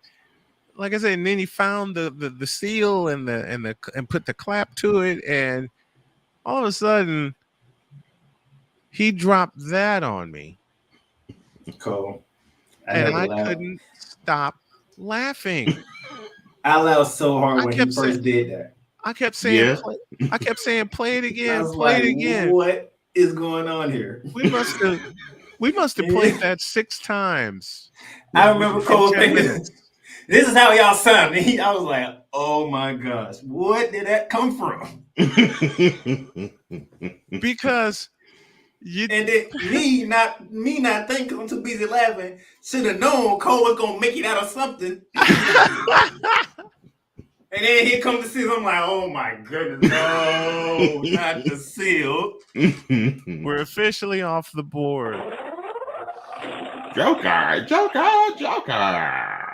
I mean, when he dropped that, I sat here and laughed for 10 minutes, begging him to play it again. No, see, I did. I was at work. You at work?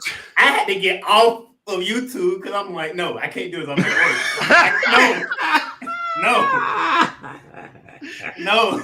Not you were at work. Oh, I was at work. You were not at work. I was at work. I was like, no, I can't listen to work. I gotta get off. This man has went over the board. So you were at work when you saw that promo? I was at work. No, I was at work when he first did it. Mm-hmm. Oh no! I was at work when he first did it, and I was like, "Let me go right now. Let me go right now." I already knew Cole was on one. Let me go. There have been quite a few, and then he comes back with the promo. And I'm like, I'm off work. I'm like, oh my god.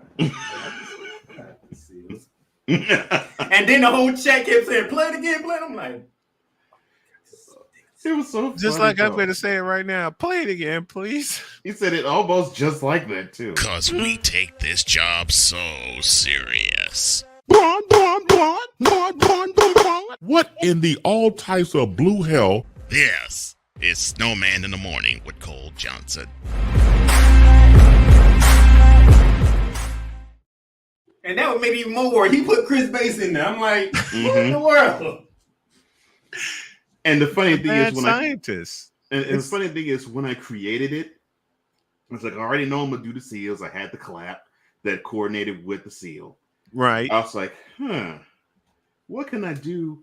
Oh, yeah, this would be a perfect end. And then what in the from Chris Bass just was like the chair on a Sunday. No, see, I don't think most people know what happened to me. Because the seal thing is I'm already when you put Chris Bass in, I'm like, good Lord. Now the rock's in my head. Playmaker, what in the blue? What in the blue hell is wrong with you? And the bad part is, it wasn't just what in the blue hell. He said, what in the all types of blue hell? Bass actually said, what in the all types of blue hell? I mean, and I could tell the panel. That was an episode where I was in the hospital because I could tell the panel was cracking up, laughing. Well, one because I showed that promo to my wife with the seals. Oh Lord! And she heard the Braun chant, and and in the midst of her, in a fit of laughter, she looked at me and she said, "Perfect." In the midst of a fit of laughter. In a fit, I look. There's 2 stages of laughter. Dick Clark described it on a blooper show. There's a fit of giggles and a fit of laughter. If you're in a fit of giggles, it leads to a fit of laughter. Jody, no, she just busts out laughing. And I said it best, in a fit of laughter. Okay, and then the one I created that I had to include Chris Bass talking about the 2 people in the 4 nostrils.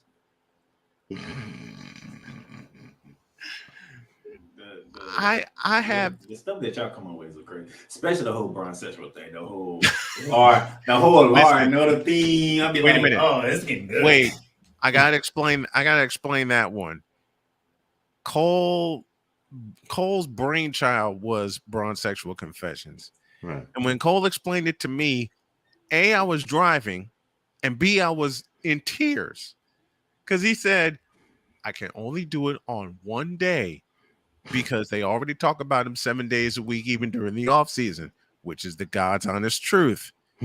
So he said, okay, I'm going to limit it to one day. And then he created the opening.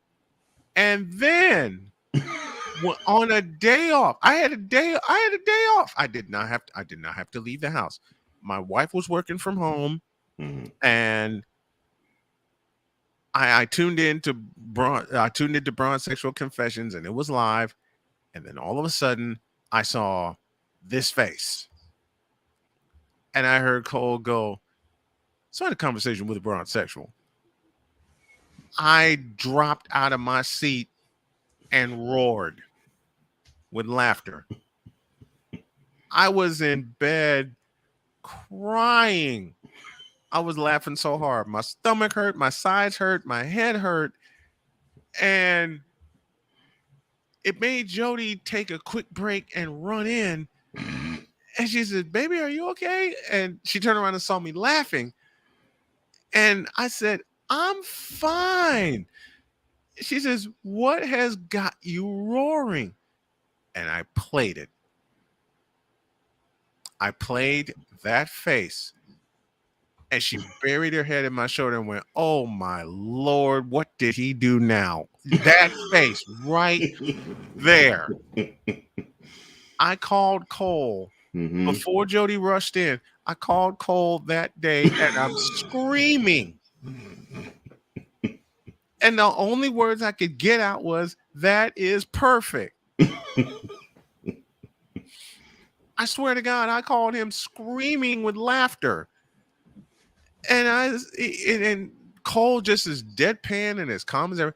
Now, I had to find a face that could fit that part of the Braun Sexual Confession. I said it would look just like that.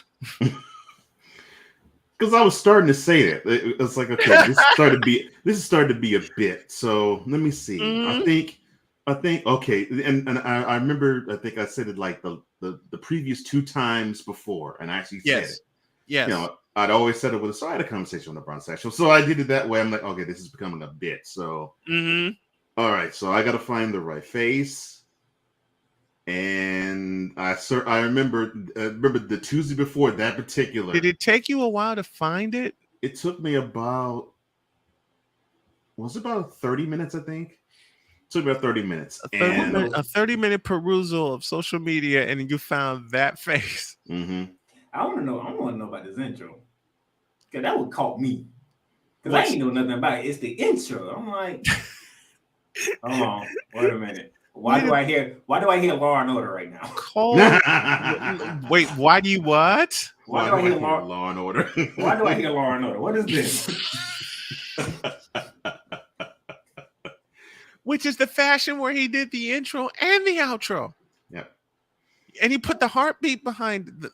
Listen, the first time I heard this particular intro and he made it purple, I was done.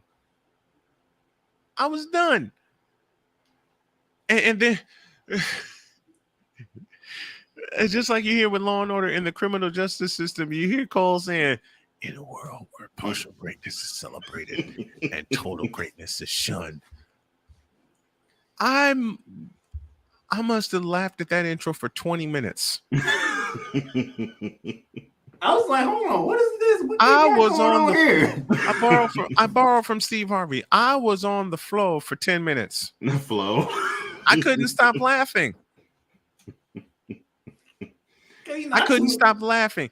I must have when I came, and I hear this. I'm like, I think I must have played that 20 times.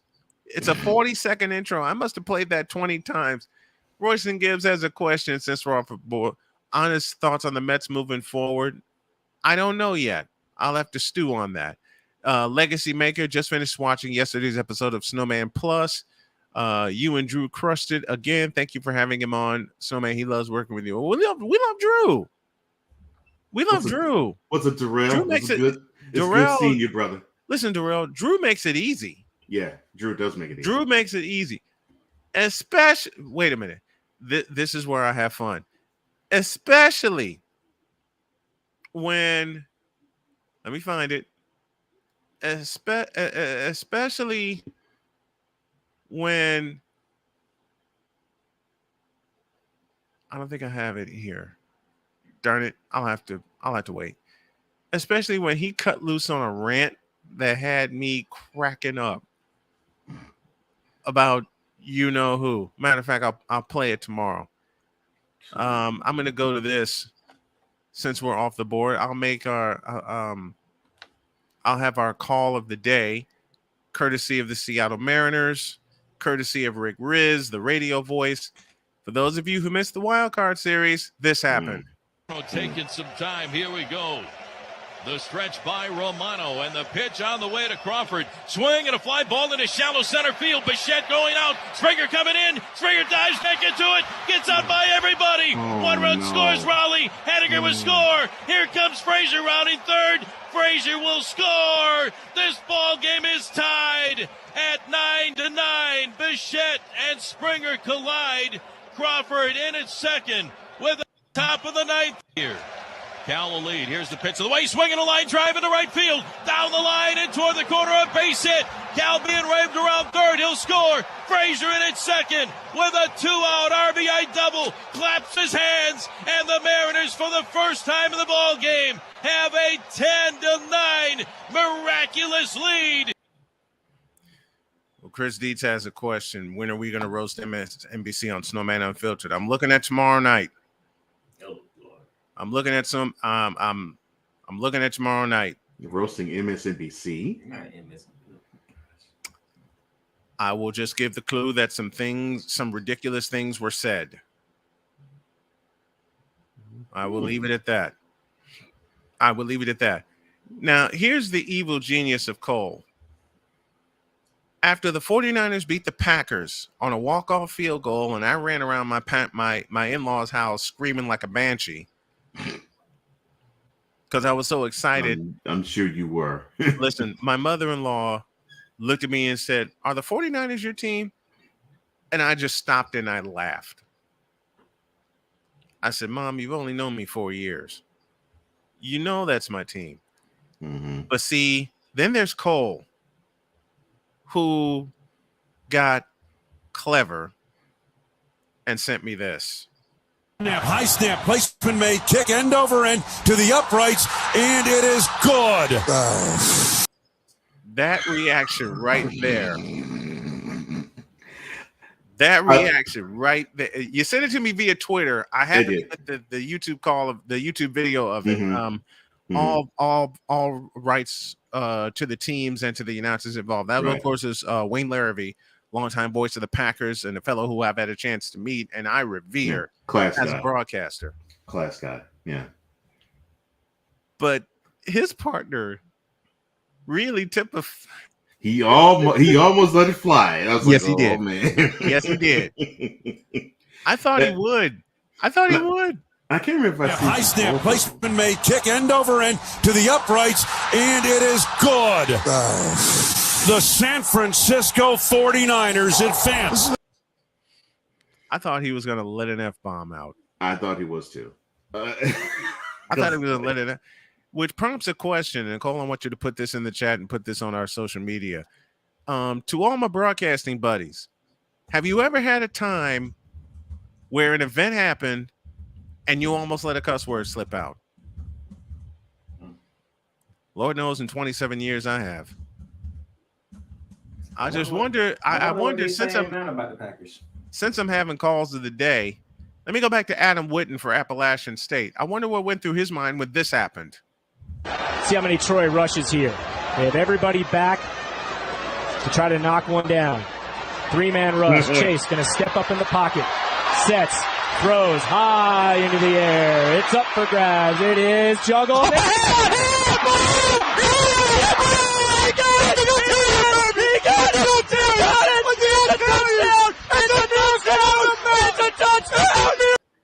Adam Witten on the call for Learfield and Appalachian State. And then James Madison happened. Huh? And then James Madison happened. Absolutely. Mm-hmm. And then James Madison happened. Hey, shout out to James Madison, ranked in the top 25 in the AP poll. Yes. and I think I have Rizz's reaction. I do. This is this is courtesy of MLB and courtesy of the Seattle Mariners and the Toronto Blue Jays and KIRO Seattle and ESPN. This is a mashup of Rick Rizzs calling the ninth inning, the go-ahead run, and then the final out. One more right here. Cal will lead. Here's the pitch of the way. Swinging a line drive into right field. Down the line and toward the corner. A base hit. Cal being waved around third. He'll score. Frazier in at second with a 2-out RBI double. Claps his hands. And the Mariners, for the first time in the ball game, have a 10-9 miraculous lead here in the top of the ninth inning. Holy smokes. Adam Frazier comes through in the clutch. His third base hit is an RBI double, giving the Mariners a lead here in the top of the ninth inning. And you betcha this crowd here in Toronto is absolutely shocked. Kirby slowly here's the final plants out. that back foot in front of the rubber. Chapman a lead at first base. 1 on, 2 out, so 1-run lead, 10-9. Bottom of the ninth, here's the stretch. And the Kirby 0-2 pitch to Tappy on the way. Swinging a fly ball center field. Coming in Julio. He makes the catch and the ball game is over. The Mariners win the wild card series. They're going to Houston to take on the Astros. For that reason, I love the wild card series.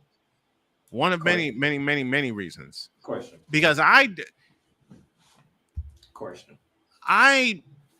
Rizzs crushed it on that call. Rick Rizzs absolutely crushed it. All right. Iggy in the audience. Victor, I hate you, Victor. I hate you. You know what? I'm not even going to find that clip. What about the Vikings commentator saying, "Are you kidding me?" Oh, I know exactly what he's. I know exactly what he's talking about. And that to me is not the funniest one. Yeah, that's one of my favorites. That's not even the best one for me of his. Mm-hmm. Yeah, the one that I loved is the Tracy Porter interception of Brett Favre, the 2009 NFC Championship game. Yeah, that's my favorite one of his.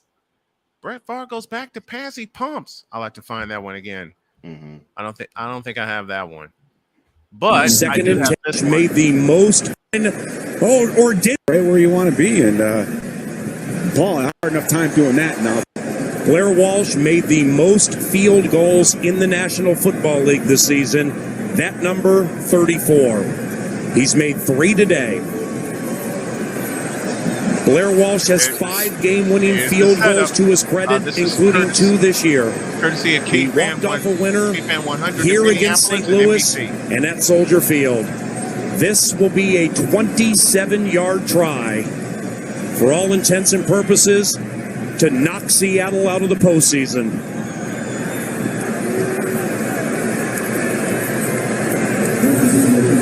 Kevin McDermott snaps. He's in his first year with the Minnesota Vikings. Jeff Locke holds. Blair Walsh from 27 yards left hash. Snap good, spot down. Walsh's kick is up, and it is no good. He missed it. Are you kidding me? The season can't end like that. He missed it left. 27 yards left hash. Snap good, spot down. Walsh's kick is up, and it is no good. He missed it. Are you kidding me? The season can't end like that. He missed it left.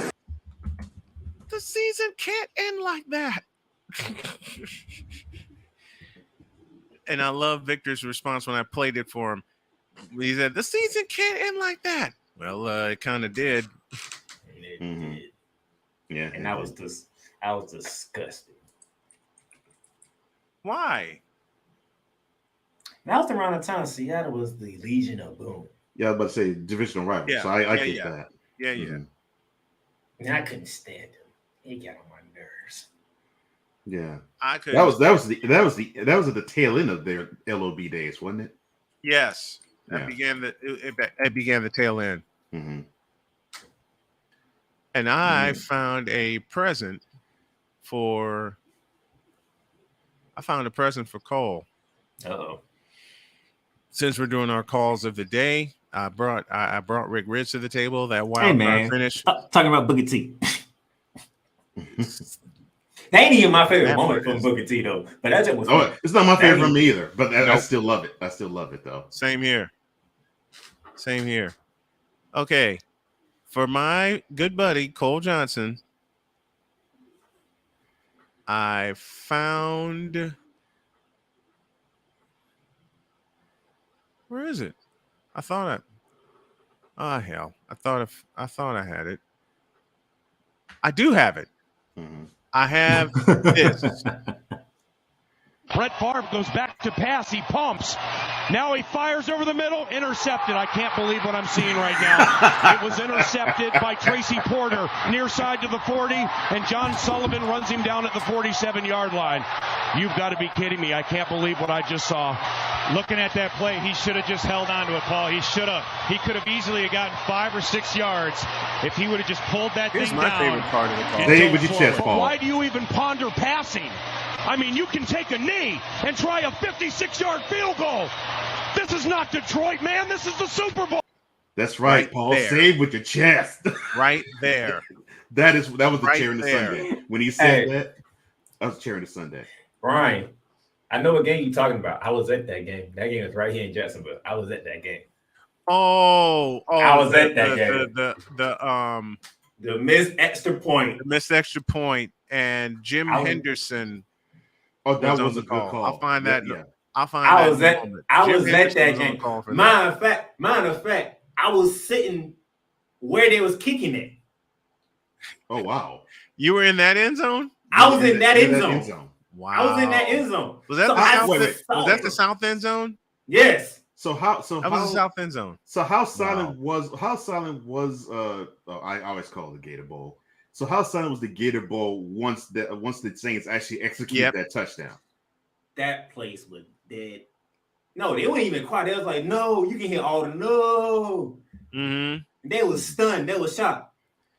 I have And my then that favorite. extra point being missed, and I have you, my and favorite you hear call. the roof blow off if it had. I hear my favorite call. I have my favorite call of Paul Allen. This is what endeared me to him. Get back, Here it is. The season's on the line. 2 receivers left and right. McCown takes the snap. He steps up. He's all by himself. Fires into the end zone. Caught! Touchdown! No! The Cardinals have knocked the Vikings out of the playoffs. How he was able to professionally actually still get that out of his mouth and not curse. I give him And much not credit. curse. I give him much credit for that. And that's for you, Victor. No. And what makes it even more frustrating, I know Vikings fans will hate this. They started that season 6-2. 6-0. Oh, it was 6-0. I thought it was 6-2. It was 6-0. And they blew it. Yeah. I think they finished the season with 7-9. Or was it 8-8? I think it was 7-8. 8-8. And they blew it. Yeah. And they blew it. Oh, you know what, Chris? I may have to honor that. What Chris talking about? The Leon Lett call. The Leon Lett Thanksgiving gaff.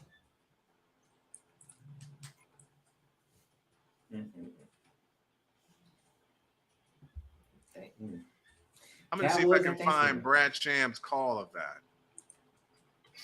I'm going to see if I can find Brad Sham's call of that. Because Dick Enberg's call wasn't so bad, but yeah. Dick Brad Enberg. Shams, yeah. Actually, Dick Enberg was great. Yeah. Dick Enberg Enberg class. Yeah. Dick Enberg was great. Mm-hmm. But it was Brad Sham's call that sold it for me. Perfect. Yeah. Perfect. I think by me being just in 30, I didn't have enough time to actually really listen to Dick Enberg like that. Man. Look him up. I'm telling you, Playmaker. Look him up. He was so cold in play-by-play in football and baseball. And he actually did some basketball. He did. Basically when Brian and I were like little tykes. Yep. He was really solid. Basketball was on NBC for a while. Yeah. And then I missed them days. Well, for me, the basketball I first started watching was on CBS. Right. Casual highlights. Dick Enberg was that dude. Yes, he was.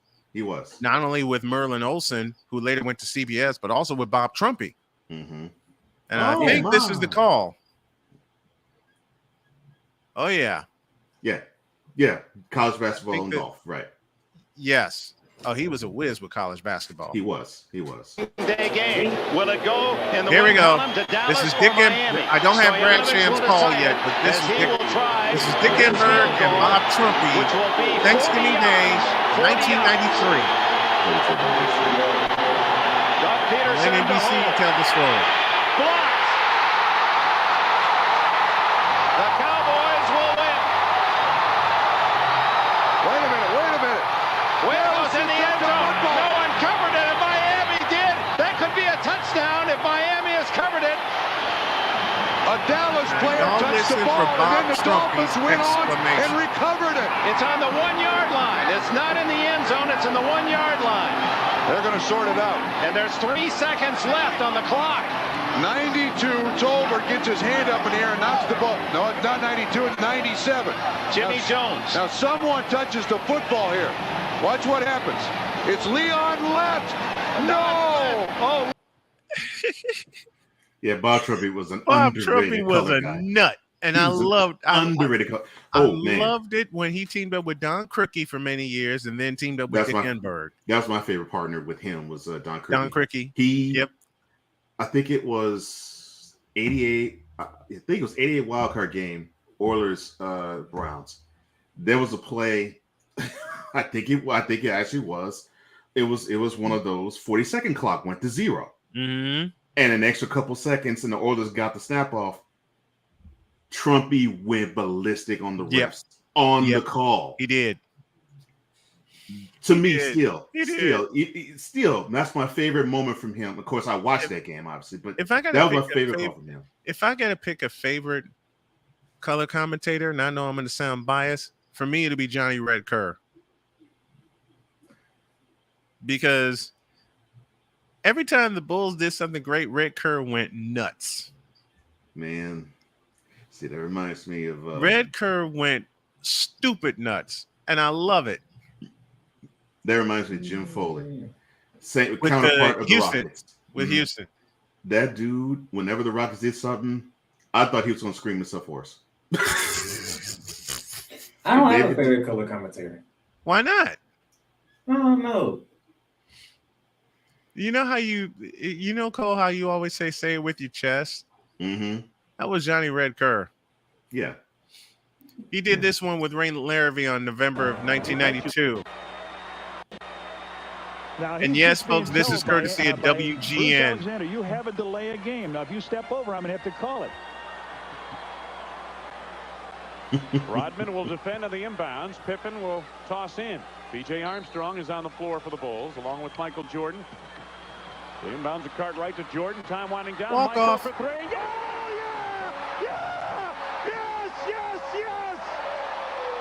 A winner! Unbelievable! Who would have known that Johnny Kerr was actually the impetus for one Bryan Danielson with his chant? Yep. I will say this, probably Who is the color commentator for the Charlotte Hornets? I know his name.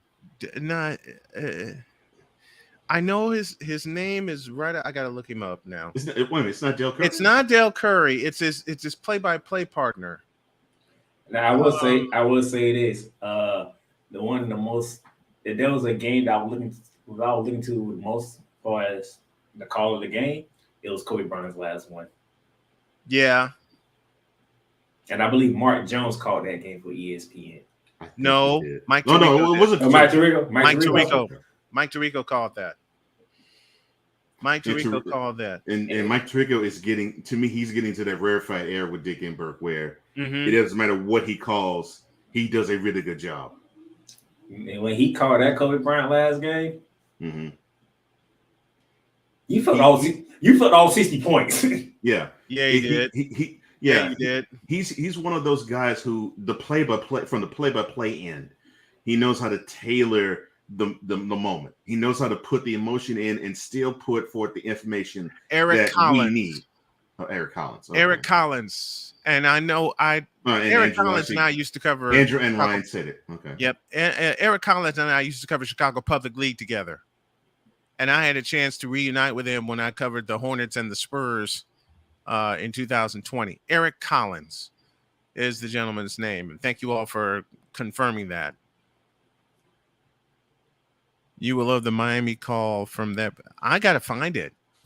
When we do this tomorrow, I have to find that. Matter of fact, hey, chat, do me a favor. And to those of you listening via our radio networks and have us via Twitter, give me a list of your favorite calls, radio or television, and I'll try to find them, and I'll put a montage together.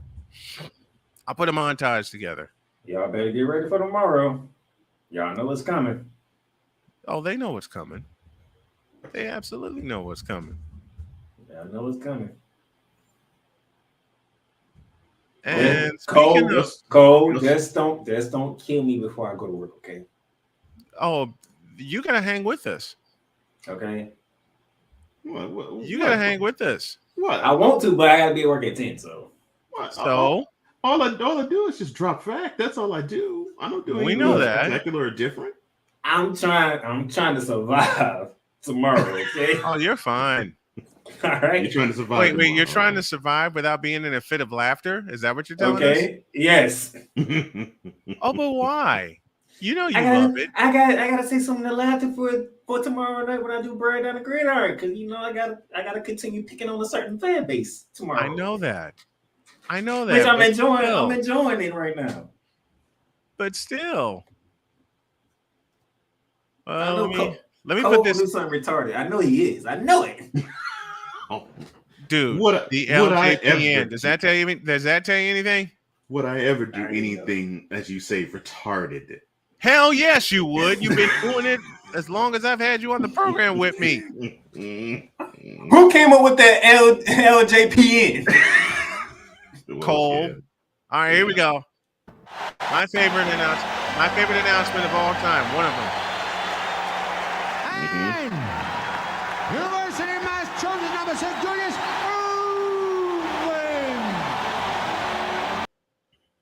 I love the fact he sounds like he rushed to get to Irving. I love it. I love it. Wait a minute. Let me play how he introduced Moses, because he did the starting five in that game. Mm-hmm. There we go. Listen to how he did Moses and then Bobby Jones.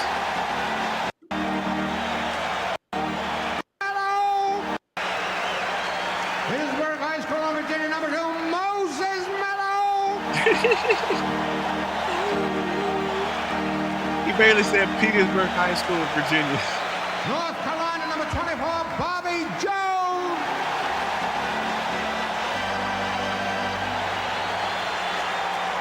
And University of Massachusetts, number 6, Julius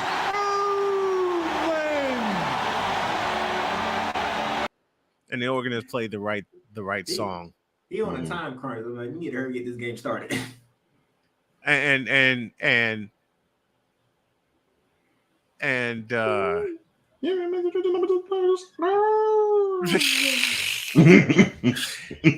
I mean, he rushed to get to the player's last name. I love it. Because he had such a way of introducing him. I love that.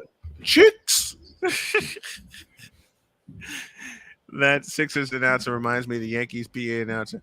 Now batting, number 2, Derek Jeter. Number 2. Man, y'all two got me doing that now.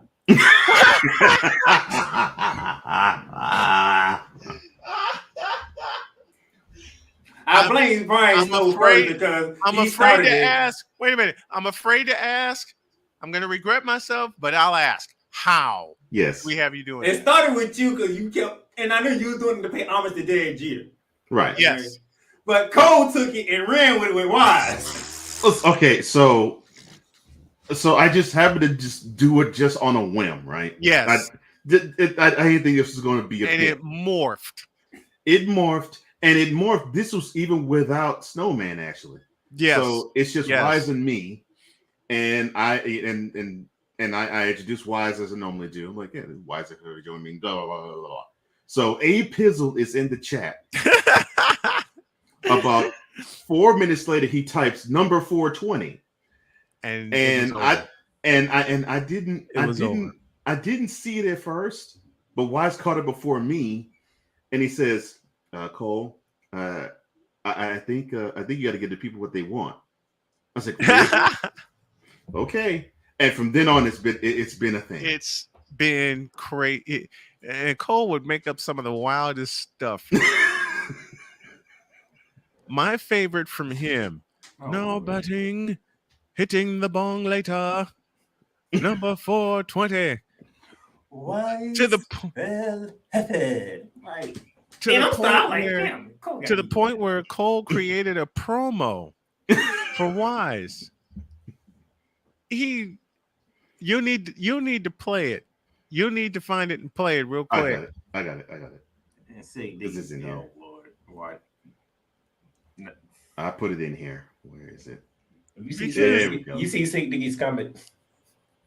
Yes. What did Sick say? Oh Lord. Can I come on? I've got intros for the Playmakers blog award. Oh Lord. Okay, so if you want to pass it to him, fine. I have Wise's bumper. And play it. Cause we take this job so serious. Now batting, hitting the bong later, but drinking of his coffee mug. Number 420, Wise El Jefe. Number 420. I had to do it. What in the all types of blue hell? Yes, it's Snowman in the Morning with Cole Johnson.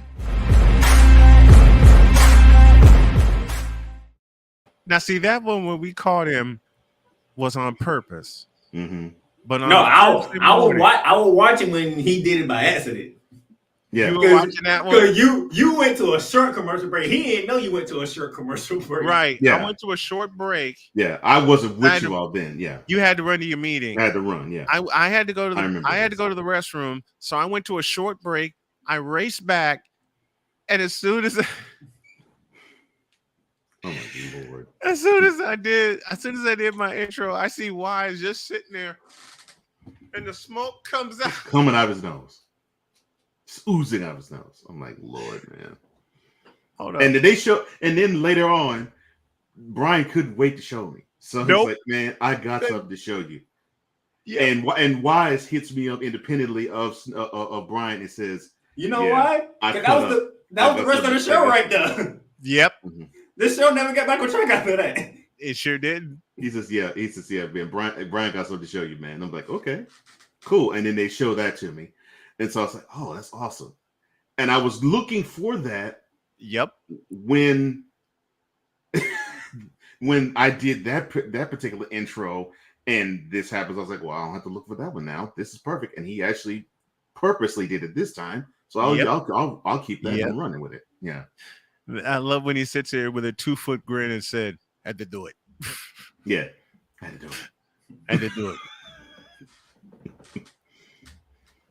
Oh gosh. No. And Six says no. He was bumping I Get High by Styles P. Forget Styles P. He was bumping Afro Man.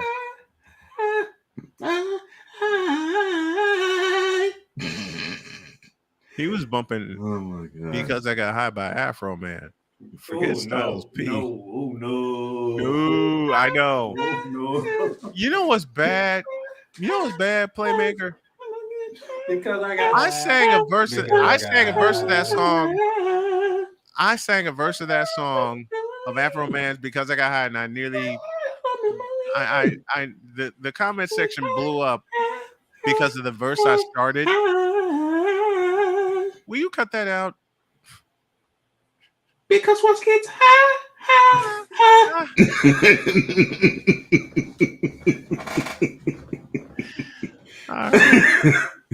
As Chris Bates would ask best, what in the all hell?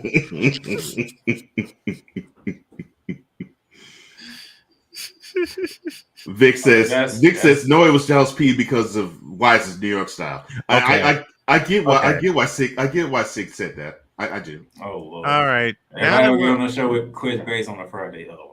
And you know what? And I agree with you, Al. I agree with you, Al. It does. You know what, Playmaker? If you ever join us on a Friday morning, and Chris Bates is with us, you will not get a word in edgewise for 2 reasons. I don't need to. 1, Chris is dropping knowledge, and 2, he's making us laugh so hard our heads hurt. No, I'm gonna pull a cold. That's all I'm gonna do. And walk out. I'm gonna wait for that moment. Pull a cold. That's all I'm gonna do. Speaking of pulling a cold, this is the incident that's in.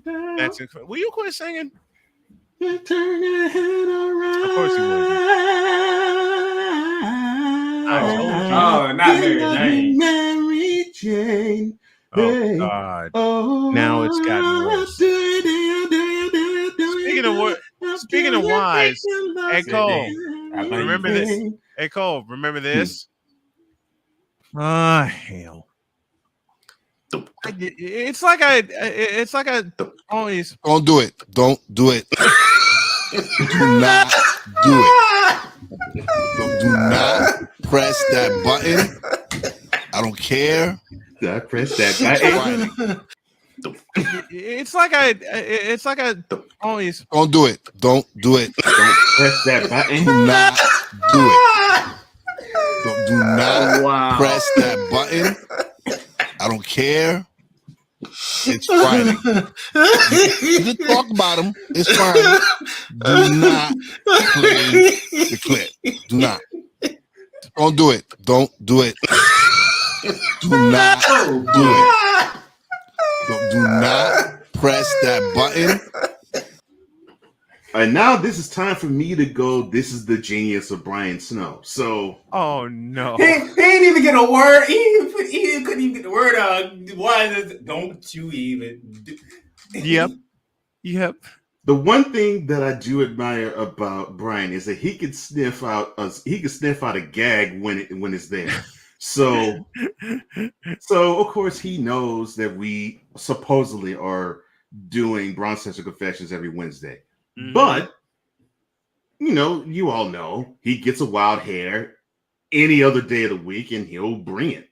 So sometimes he will sniff when Wise gets on board, and he started to see that Wise will try to call him on the carpet of you put this content for Wednesdays. Why are you doing this Monday, Tuesday, Thursday, and Friday? So he was starting to get a whiff of that.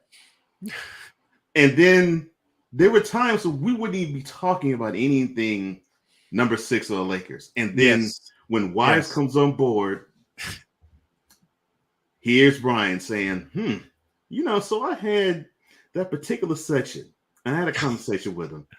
And I think I have to talk about it. And then, of course, that's when it started with the. That's when Wise. Come on, it's Thursday, it's Friday, it's Monday, it's Tuesday. Don't you do it? Don't do it. Don't do it. Don't you do it? Whatever I do to you. I was like, yeah. Again, and then after he plays it, and that one he actually plays it, and after he plays it, the first thing that comes out of anybody's mouth is Wise saying, "What I ever do to you?" All I said in my brain was, "What I ever do to you."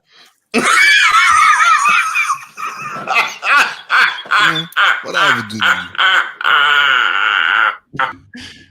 Wise knows I do it in fun. The first thing I had in my brain is that is a genius of Brian Snow. He actually brings out a gag and uses that as humor. Yeah, that's why he asked me certain questions when I come on, because he know he ain't gonna get an answer. He's just gonna get a look from me, and because he already know what the answer is. Mm-hmm. Yes. Yeah. Yes. Mm-hmm. Okay. This is Cole walking out of the studio. You gotta go. Like this. Gotta go. Gotta hold. They take that one. That's what you gotta do. Yeah.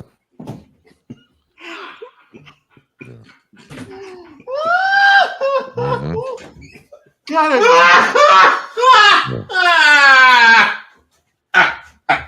Mm-hmm. I'm not coming back. Cole nearly fell out of his chair, regained his I'm not balance, coming back. got up and walked out. I'm not coming back. I'm leaving. I'm done. I'm done. That's it. I'm done. But why? He came back. Oh Cole didn't want it. Listen, Cole slammed the door. I know. Listen, Cole. Listen to me carefully. Cole slammed the door, and we still heard him laughing. That to me was the genius of the bit, because I did not know at the time that my laugh was going to get picked up by my mic with the door closed. But I was laughing that hard through the door being closed and mine not even being in a mic'd up room. Wait a minute. With a straight face, Cole got up and walked out, and then was cracking up after he slammed the door, and we still heard him. Oh my! Gotta go. I'm like, Lord. And he said it with a straight face. Yeah, you can take that with you, yeah. And here it is again. Gotta go. Pull like this. Gotta go. Gotta hold. They take that one. That's what you gotta do. Yeah.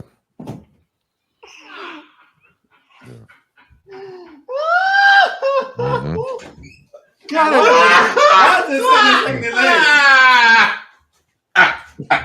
Mm-hmm. Well, I was just sitting there like, I don't even know how to respond to this. And yes. Oh my gosh. And yes, Victor, yes. Chris Bates gave rise to the ever living bit as well. Yes, he did. Yes, he did. Every Friday has Chris Bates' fingerprints on it. And okay? Dude, every time he on it, I'm watching. I ain't getting sucked in. One of the best parts. One of the best things that. Let's make this perfectly clear to all the hooker whores.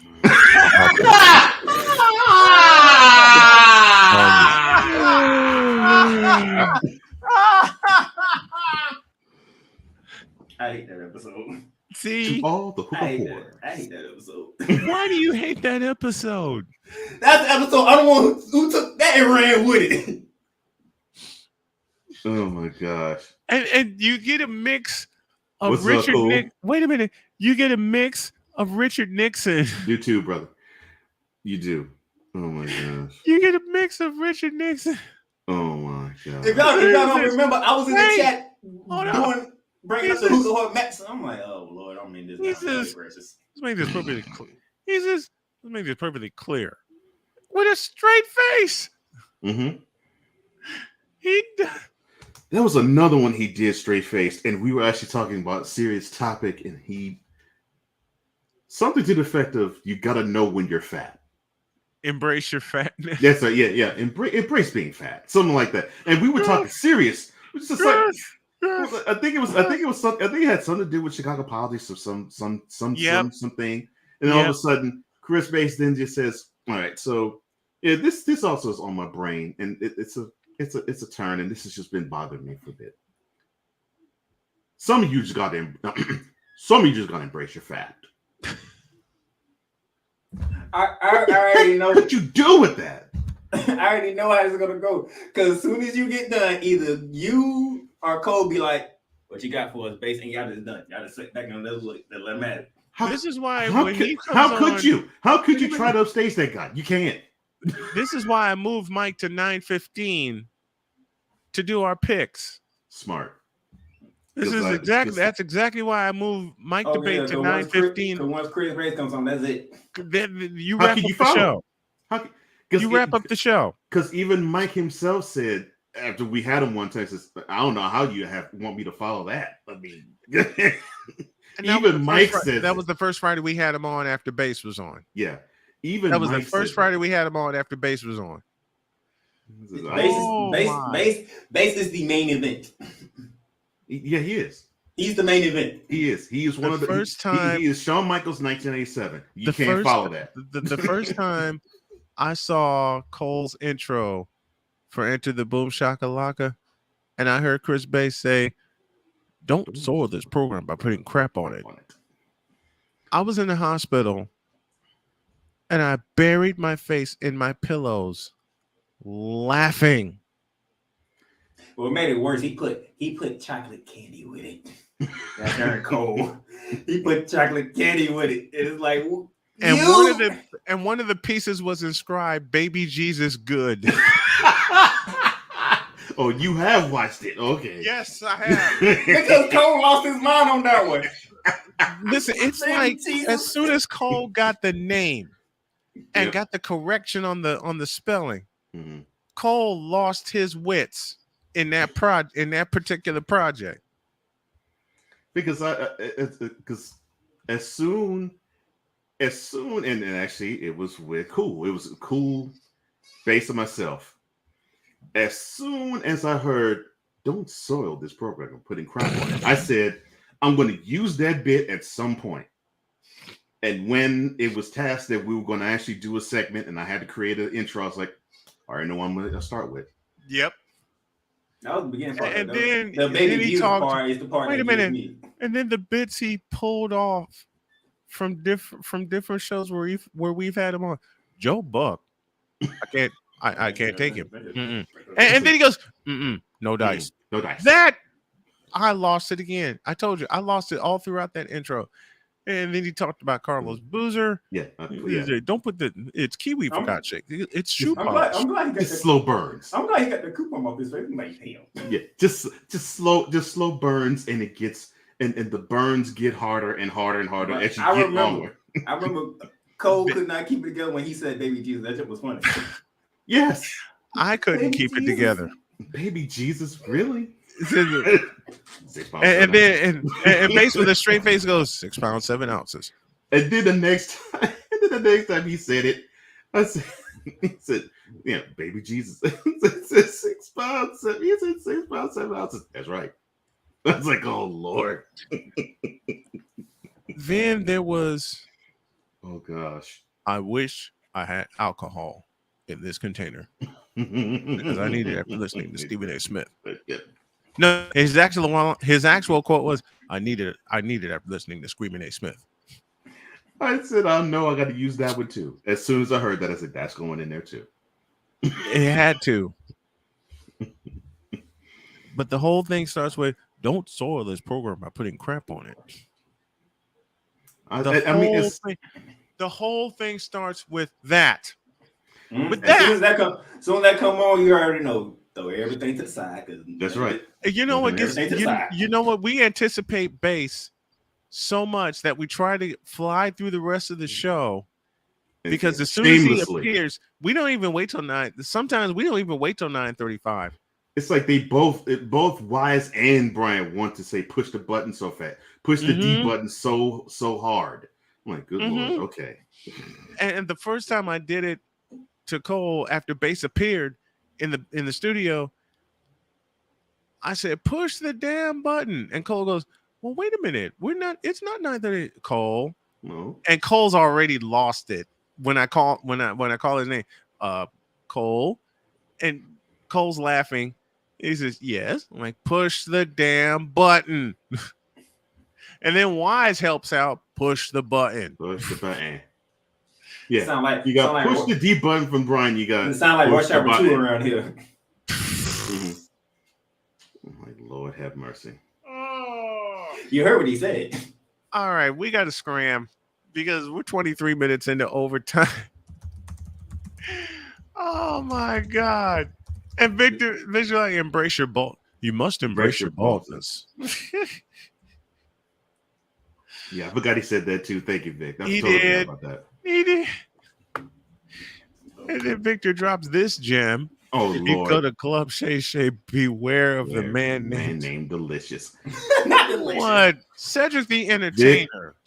Vic. I'm having to call another dude Delicious. Vic. Yes. That still is your mic drop statement I've ever of seen. The year. Yeah, that still is your mic drop statement. When we do our season ender, we got to include that. Dude, I remember that. I remember that whole show. Man, how many times have any of us, Bass included, Playmaker, Ryan McCoffey had a funny one. Because after a Jets loss, and we have Ryan on Mondays, Cole plays the intro, and all you see is Ryan with a bottle of gin and a glass. Yeah, he's a nut. I love him. He's a nut. I love Ryan. He's an absolute Ryan nut. is a fool. I did not think that was in him, but I'm like, man, now I'm so glad that we actually have him on the show. I'm like, this dude has no sense, and I love it. and then the next week, he goes, "What's a good way to celebrate a Jets win than with ice cream?" And that led to a conversation for 20 minutes, all off the board. Yeah, after they Little Debbie's her hostess. After they came back and beat Brownie the elf. So I couldn't Who came up with the idea? I still want to know who came up with the idea of Brownie the elf. That was like their first mascot back. This was supposed to be seriously. This was supposed to be something that the Browns put it out to a Browns fan. So we have 4 designs that we're going to put on the 50-yard line. Yes, we have 3. No. They have 3 designs. They did one twice. They just changed the color. Yes. Well, okay. Sorry. Yeah, 3 designs. One of them done 2 different ways. Mm-hmm. One of them was, if I'm mistaken, one of them was the helmet. One of them was the dog. Yep. And then the other 2 were the elves. Yep. And I'm thinking to myself, why would you even vote for the elf? It would be either the dog. I would be happy with the helmet, but I would think it'd be the dog. Mm-hmm. Because of the dog pound. Yeah, because of the dog pound. But no, they chose Brownie the elf.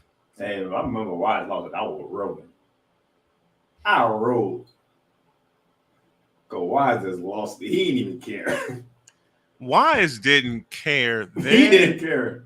I don't think Wise ever cares when he's on with us, but I love it. He said, no, I'm cursing. And I'm looking at the designs. It's like you said, one with the helmet logo twice. It's the F twice. And 2 with Brownie the elf, one standing up and the other charging forward like a charging. I don't know what the hell he's charging forward like. Victor says Cleveland fans were high and they were finding for Keebler elf. They were fiending for Keebler cookies. Yeah, they were. And they were fiending for Keebler cookies. And the funny thing is, I just finished that up a couple of days ago.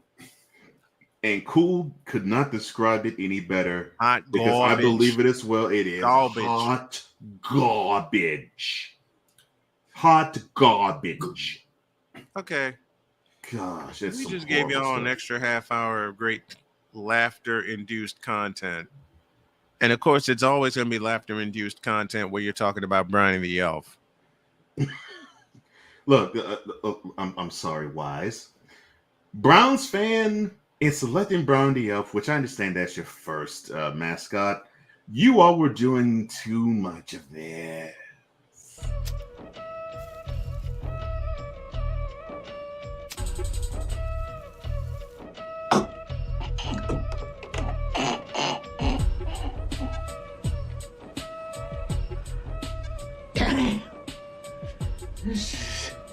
So good.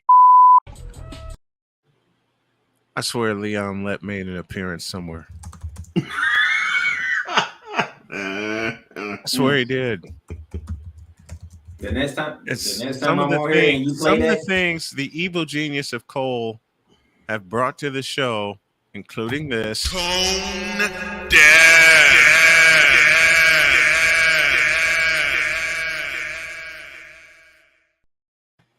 I'm gonna tell you this: the next time I'm on here and you play that, there's gonna be a team being called right behind me. I'm just gonna tell you that.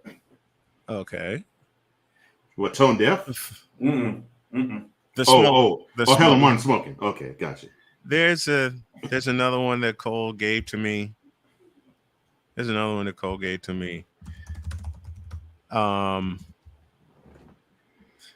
I know he remembers it. I saw this on his show, and then I asked to borrow it. You for real?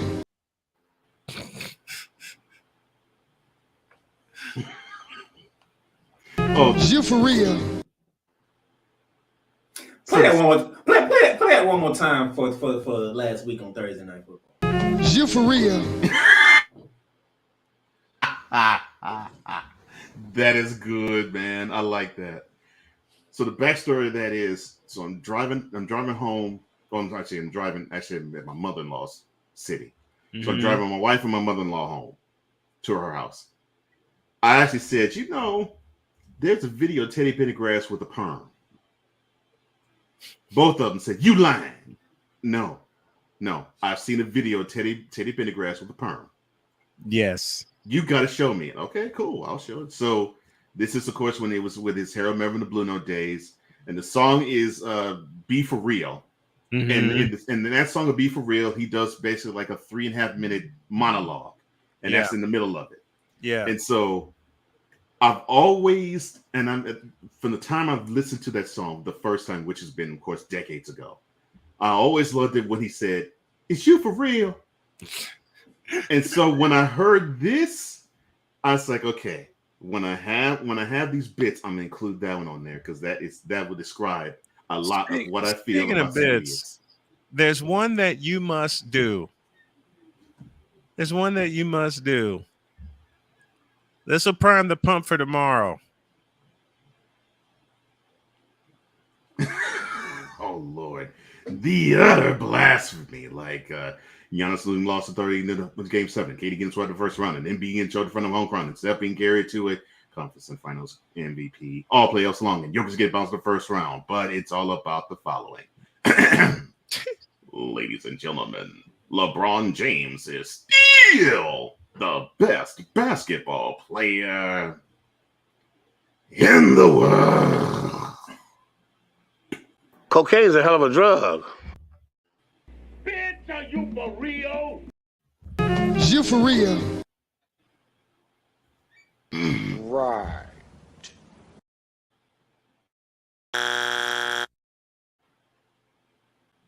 Damn!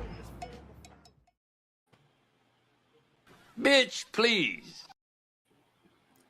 I see the future. I see the future.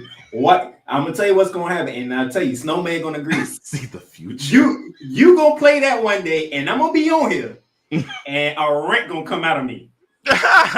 Our rent's gonna come out of me. It's gonna happen. I thought it would happen this morning. I already see it. I thought it would happen this morning with my impromptu confession. No, when I tell you our rent's gonna happen, I'm trying to tell you. As soon as you play, I'm gonna be like, I'm just gonna wait, and also I'm just like, you know what? I had enough of this. It's gonna happen. One of my favorite lines from Cole when he's talking about Kendrick Perkins, and he did it on Cole Sports on the Daily. Kendrick Perkins, how can I put this succinctly? Oh yeah, you tripping. And he did the first part with a smile. Kendrick Perkins, how can I put this succinctly? Oh yeah, I might regret this. I might regret this, but that's not strong enough.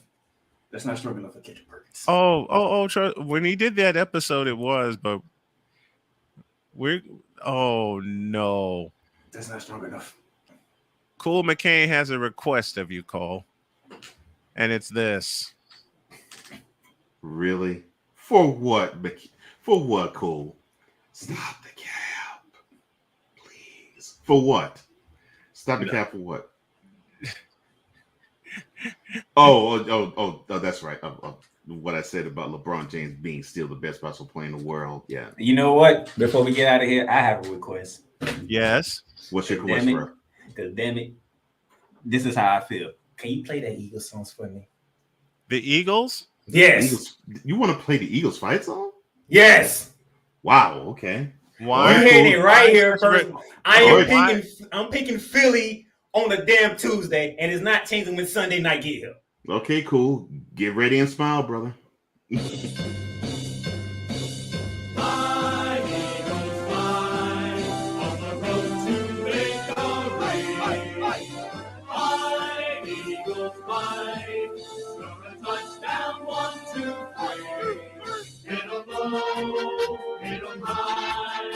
And watch our Eagles fly. Fly, Eagles, fly.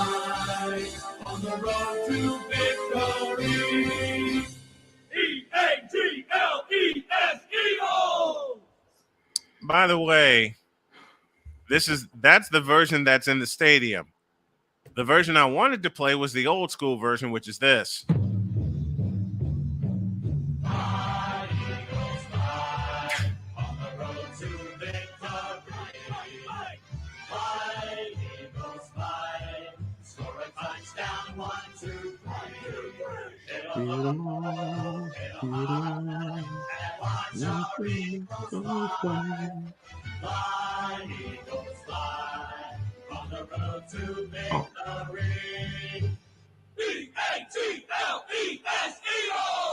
That's what Cole. That's And what now James Tatum. That's what Eric Wilson. I'm going off tonight. And now Victor has a request. Skull? Why are you calling for that, man? No. Let me explain. Why are you calling for Skull? I will explain. When Victor and I worked together doing youth baseball, I can't fool myself. Don't want nobody else to ever. I had the Vikings fight song. Will you quit? Oh, I'm sorry. Oh my love. Will you quit? Look, this ain't Thursday. This ain't the Thursday. Thoughts and kisses from you. God dang it. Okay. I'll finish this. I had an alarm on my phone, and it sounded like this. Oh, good Lord. You wanted to punch somebody. I warned you. That was your alarm? You wanted to punch somebody. I'll explain why in a moment. Oh, heck no. I want to get up the bed swinging.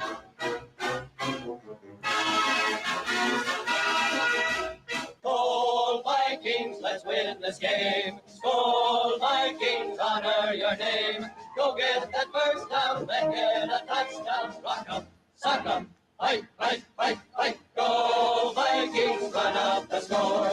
You'll hear us yell for more.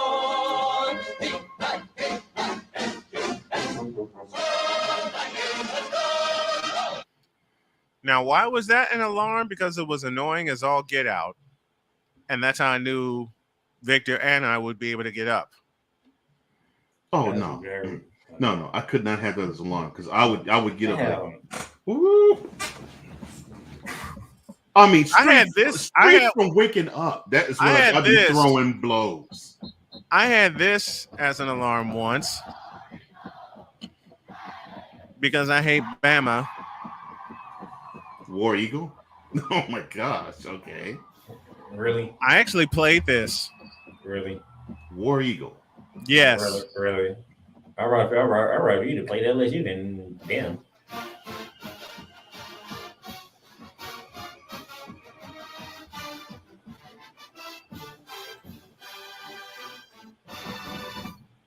But don't play LSU. Victor said, many a moment I wanted to punch someone. Problem was I would get punched back. That is true. I told y'all the NHL 94 story. I told y'all that one where Victor was playing it and he was trying to keep it quiet because he knew I had to sleep and I had to travel the next day. And it didn't happen. And I went and beat him up. Playfully, but I beat him up. And Victor's like, why are you beating me? Because of that damn sound. Oh, Lordy. That, man. And I just don't want to stop too much. Okay, you're familiar with The Price is Right, aren't you? You're familiar with The Price is Right, aren't you? Yes. Come on, man. Okay. Look. I had one of them grandmas. Okay, when you go to her house, you can't touch the remote. Then, hey Cole, I dare you one day to use this song I'm gonna play.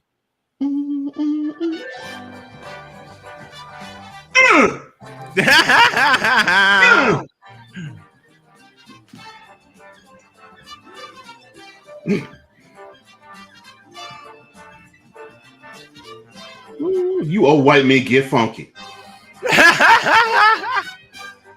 Do they even know how to get funky? What did you say?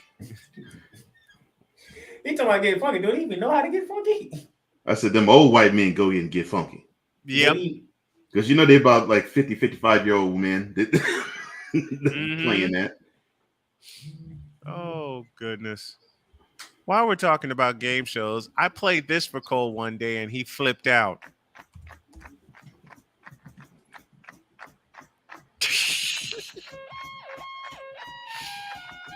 Oh, no.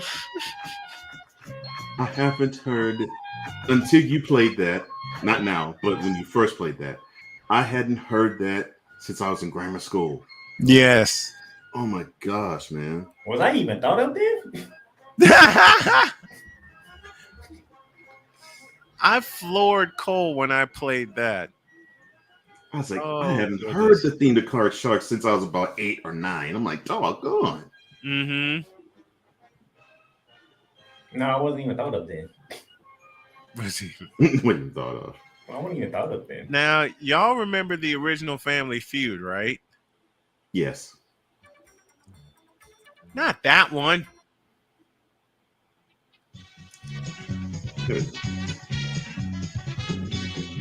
This is the Richard Dawson original.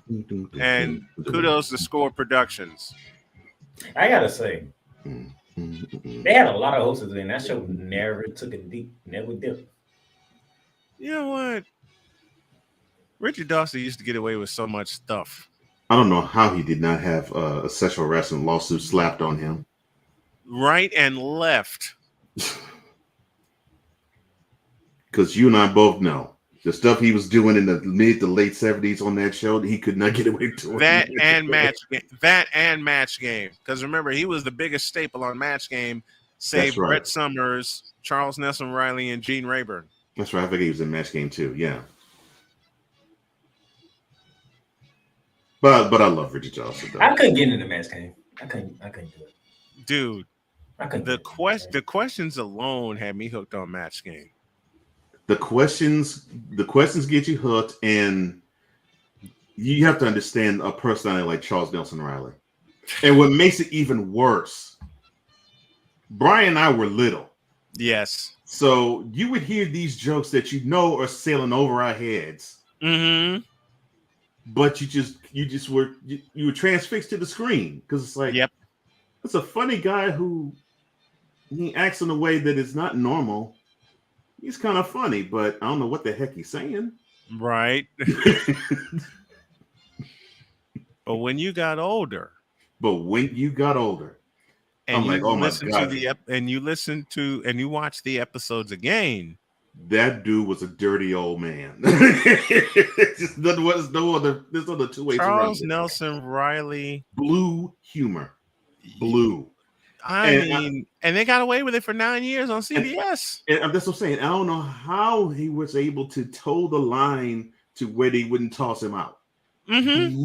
Blue humor and tawdry humor. Oh, and he talked about Brett like a dog. Mm-hmm. They went back and forth with each other, but that was their friendship.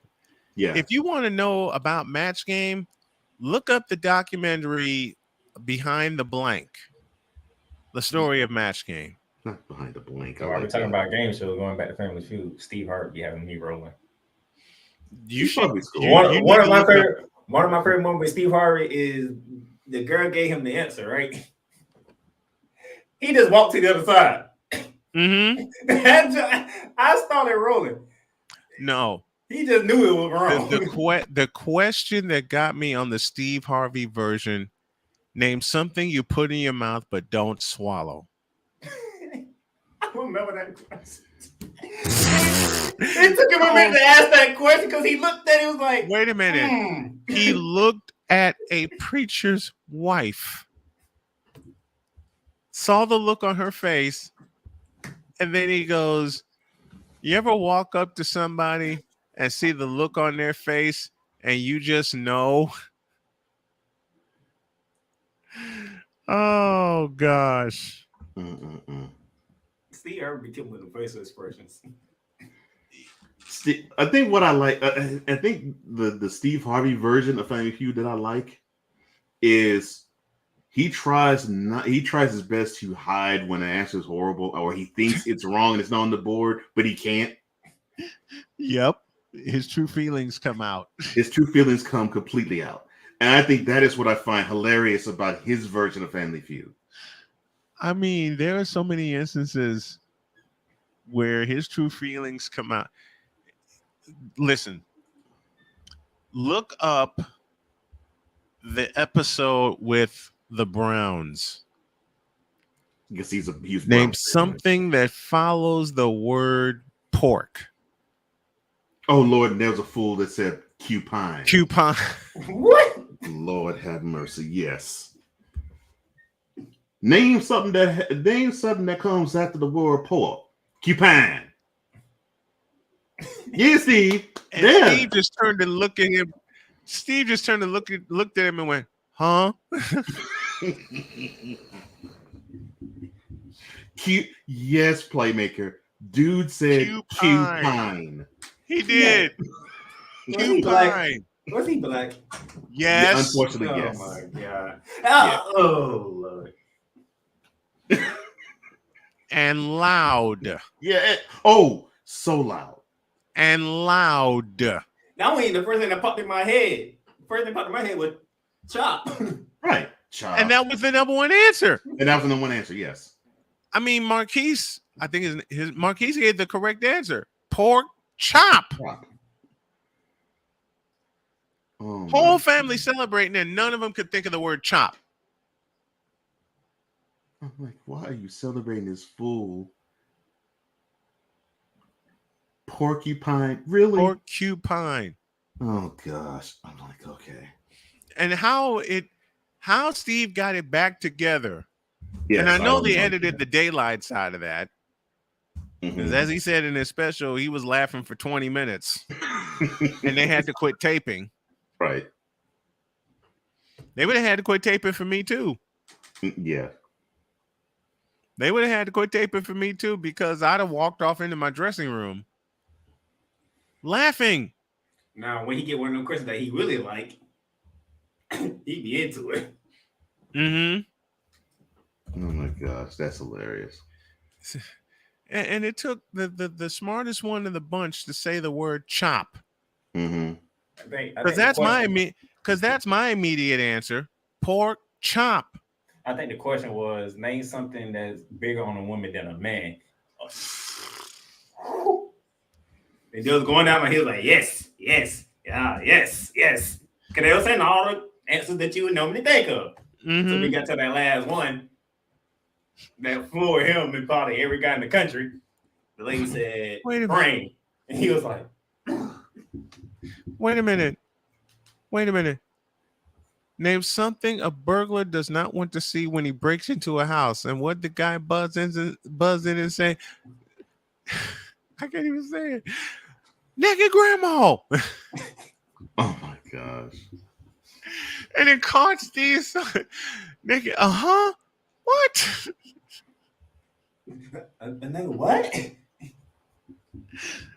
He said naked grandma. You know how Steve, he do that little slow turn towards the board. Naked grandma. And it wound up being the number 2 answer. Not naked grandma. Naked grandma. Oh my! And it was the number 2 Lord. Yes. So he was right. Naked grandma. Oh, not grandma. And Cole, you're from the South. Mm-hmm. Not grandma. Grandma. Lord have mercy. And he screamed, and the dude screamed it. Oh my. He screamed it. Yeah, naked grandma. Oh and the other guy and his opponent across the way. Thank you, Andrew. That's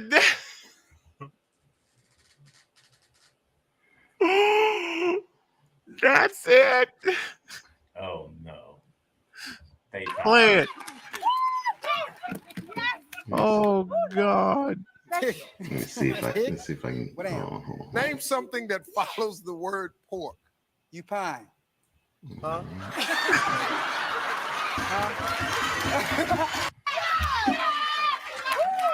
Yes. Yes. Yes. Yes. What down? Name something that follows the word pork. You pine. Huh?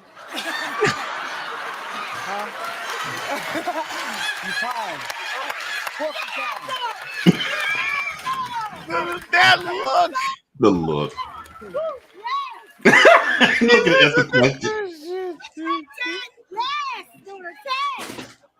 Pork. He said cupine.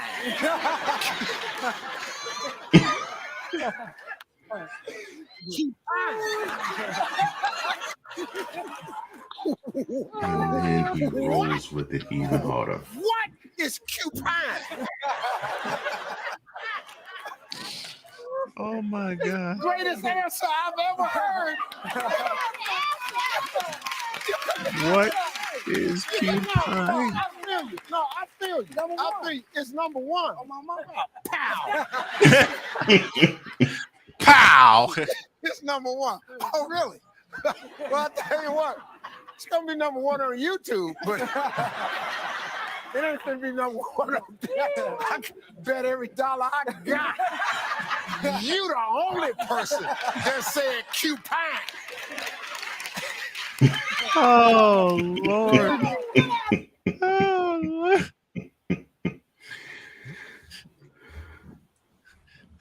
The look set it off.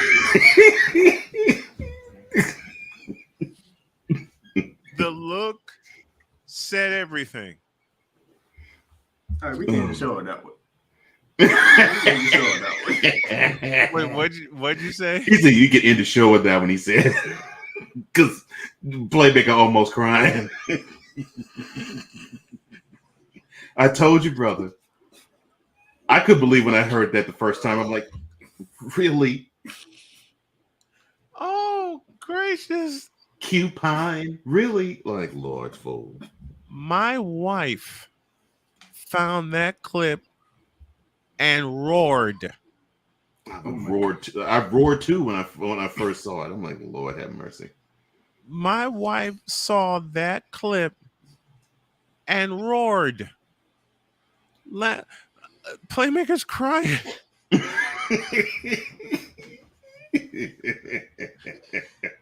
Yes, cupine. Oh my gosh.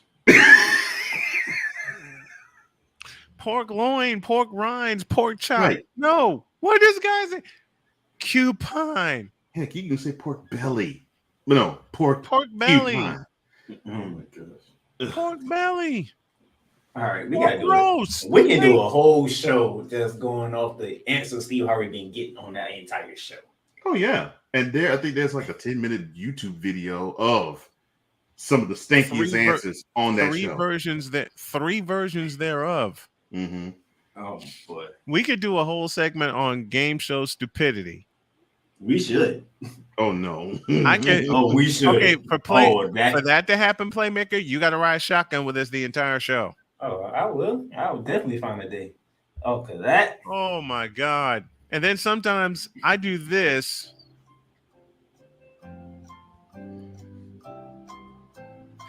And Cole will just be sitting there. I ain't gonna lie. When you first played that, I was like, he took them to Jeopardy. Mm-hmm. Yes, I did. I'm like, oh no, not Jeopardy. This immediately makes me think of my grandmother because she cannot. She cannot miss Jeopardy airing on TV ever. Dude, I told y'all. I told y'all there are times when we lived with our in-laws when we got up here to Indiana. Same, Royston. Same, Royston. I do too. I can't because they the ones come up with the stupidest answers. That's a shame and a half, man. And there's no lie in Did that you got a lie in there statement. though? I can't. There's I can't no refute lie that. in that statement. I can't refute But that. when we live with our in-laws, we're supposed to we watched Wheel of Fortune and Jeopardy. There was one instance where I came downstairs, I was worn out, I was tired, I really couldn't see that well, and I knew I had to take my insulin. But before I could take my insulin, they were playing the bonus round on Wheel of Fortune, and my mother-in-law just says, and I'm sitting at the kitchen island, I'm in a chair, and my face is like face planted on the table. So my mother-in-law goes, okay, Brian, solve the puzzle. I looked up, I saw the category food and drink. Walks in the room. Now, wait a minute. Mom's had a chance to look at the puzzle. Mom's had a chance to see the whole setup. All I saw was like 2 letters. And my head's in a haze. All right, because I didn't have my medicine. And so you walk into the room. I walk into the room. I sit down. And as soon as my mom said, solve the puzzle, I looked up and I said, oh, frozen yogurt. And I passed back out. And walks out the room. And I walked out. And I walked out. And it ended up being the right puzzle. It was the correct answer. It's not like me and my mom on Family Feud when we do. It was the correct answer. When they do that fast money. The next day, my mother-in-law looked at me and said, how'd you do that? Do what? Because I had forgotten. I was impaired, okay? Of course. I was physically impaired. What was the 2 letters? That's what I want to know. The F was there. Well, you had the T, the E, and the N. She chose F and the G, and that's all I saw. That's all I saw. I can see how you got that. I looked up. I said frozen. I came in. I said frozen yogurt. I got my insulin, and I walked out. I can see how he got that one. All 2 letters. Next day, mother-in-law goes, how'd you do that? Do what? How'd you solve that puzzle and you barely looked at it? Mom, I don't know. It's the same when I watch Jeopardy with my wife.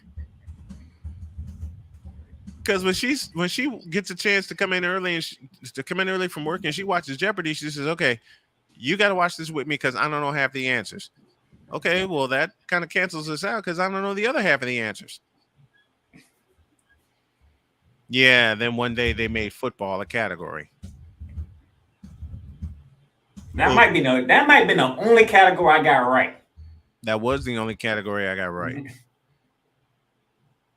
And like I said, yeah, they made football a category. And one of the answers was this team lost their first game to start the season, but wound up winning it all. Who do I see a picture of? Joe Montana and Bill Walsh.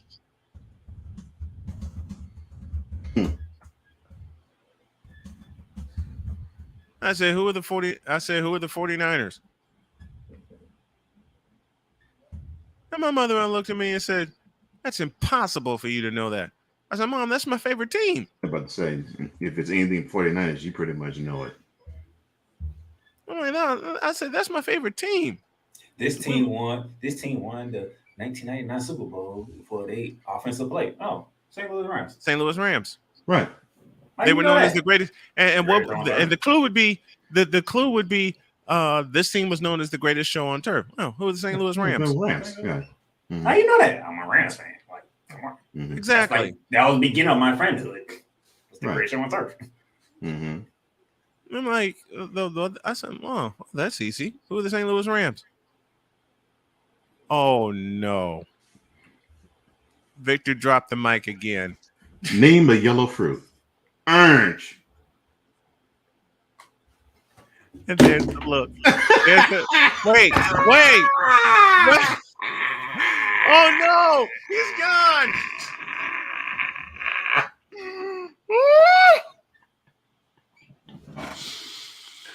Oh my God. Okay. I think we're done here.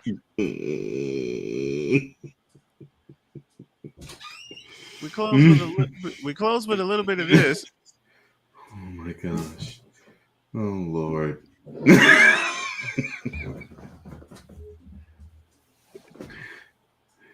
Have a great day. Oh my gosh. Have a great day. God bless. Remember to make your next move your best move. Always remember, if your dreams don't scare you, then they are not big enough. Dream big, do bigger. Remember, that sheriff is a...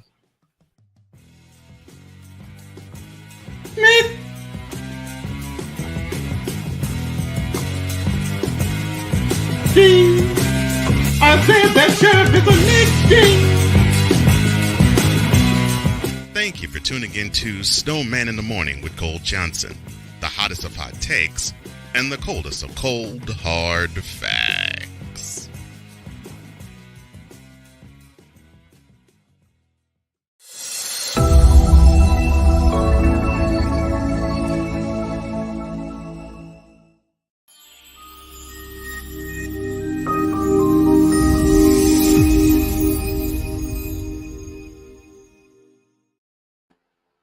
And yes,